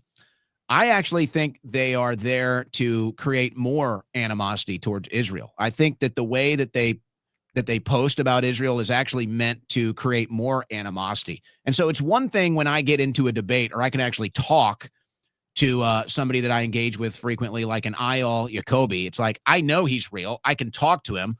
I can debate him, and we can have a passionate disagreement, but it's like, I know that's a guy. I know that's somebody I can talk to. I've talked to, I can see him. I know his name. Whereas these other accounts are just anonymous accounts that nobody knows who they are. Nobody knows where they're from. I actually think it's a shadow campaign to make people dislike Israel. I think they're out there posting this pro-Israel stuff in a very offensive way, even a very aggressive way. I think it's actually done to create anti-Israel sentiment. But you think they're there as just pro-Israel bots like sim farms? No, I mean, I agree with that, but I think that's been more of a long-term play. Actually, I used to do quite a few spaces, and at some point in 2024, I was explaining to many people that I sort of thought that this whole freedom of speech thing on Twitter, and I don't know if people have noticed, but Elon Musk has only referred to Twitter as a free speech platform one time since January of 2025. That's no longer being pushed on people. I mean, it might be loosely insinuated, but it isn't being directly said. But I think that I'm not 100% sure, but an inclination that I have is that this whole freedom of speech thing and a lot of the anti-Zionist, anti-Israel rhetoric that we've seen on Twitter over the last year and a half, 2 years, I think that was intentionally allowed in order to be able to justify one of the biggest acts of internet censorship that's ever been bestowed upon the American people. And truthfully, I think that's becoming pretty evident now. I'm not sure if other people are sort of sensing this direction, but I'm sensing that a freedom of speech crackdown is assuredly coming. Lots of times people will talk about, they'll theorize that maybe it'll be justified with the false flag. Maybe it will just be the fact that the rhetoric gets to the point where it's so extreme that they just say, and you're seeing it now. You're seeing Ben Shapiro say, we can't ally with these people. You're seeing Seth Dillon and a lot of these other usual suspects say, it's irreconcilable. These are insane, violent people. They need to be purged. And I think a lot of that, and I think that perhaps even allowing a lot of the unfettered speech on Twitter may have been a long play in order to essentially silence all of these anti-establishment, anti-Israel voices that are beginning to be very popular and emerging. And I was going to cover this. I'll mention it now since you brought it up. I was going to delay it to yesterday, but Barry Weiss's organization, the Free Press, which she just got $150 million from, despite nobody following it or knowing what it is. She actually just gave Seth Dillon an opinion piece here. This is an essay by Seth Dillon about standing up to evil, even on your own side. So it's basically an anti-right thing. It's exactly what you're talking about. The foolishness of no enemies to the right. So this is the woke right. They're already calling for censorship. They're already calling for a purge of anybody from the right-wing, conservative, whatever you want to call it, movement, if they don't support Israel. This is the woke right. And absolutely, just like the woke left, the woke right will be engaging in censorship, or at least they're going to try. We'll see how it goes. But the woke right is going to try to engage in censorship just like the woke left did. And so, here's where I'm coming from, because I've been through this. Dominic, good to hear from you today. Maybe we'll do super chats tomorrow. We're going to work on that. Hopefully we'll be hearing more from Dominic with super chats tomorrow. But before I sign off today, you have to understand something, folks. I've already been through this with the woke left. So I already know what the signs are. I know what all the different elements, all the different signs, all the different clues of where things are going. I've already been through this with the woke left. Attacked, censored, smeared, doxxed, indicted, imprisoned, death threatened. That was all from the woke left. Now it's the same thing happening on the woke right. Now it's the beginning. It's the smears. It's the libels. It's the attacks. Now they're ramping up. They're calling for censorship. Soon they'll be doxing you. They're already doxing some people. Soon they'll be trying to indict you. Soon they'll be trying to put you in prison. And when that doesn't work, it's the woke right. And believe me, do not doubt me, the woke right is now a bigger threat to this country than the woke left. And that's mostly just because they have the power more than anything. Ideologically, politically, the woke left is probably a bigger threat, but they have no power right now. The woke right does. They have their hands on the levers. They have their minds in the institutions. That's why the woke right is now a bigger threat to the country than the woke left. And that's why all the signs that I got from the woke left when they were in power, I'm now getting from the woke right, and I'm telling you where it goes from experience. The exact same thing. It's the exact same thing. All right, before we sign off, folks, remember, all the official Owen Report apparel can be found at owenschroyer.store. We're wearing the Owen Report polo shirt today for the first time in white. I'm wearing this in a medium, by the way, just to get it all correct. I'm 5'11", 175 pounds, and I wear a medium in the Under Armour Owen Report polo. I wear a large in the Win Network polo. That is an Adidas polo. I wear a large in that. I wear a medium on the Owen Report polo, just so you guys out there when you're shopping, if you're doing size considerations. But that's where you can find all the Owen Report official apparel at owenschroyer.store. Loaded show today. We couldn't get it all done, but we got through most of it. We'll have a little leftovers for tomorrow's broadcast. But that's going to do it for today. Appreciate everybody for tuning in. Remember to support today's sponsor, Blackout Coffee. Go to blackoutcoffee.com/Owen and use coupon code Owen at checkout for 20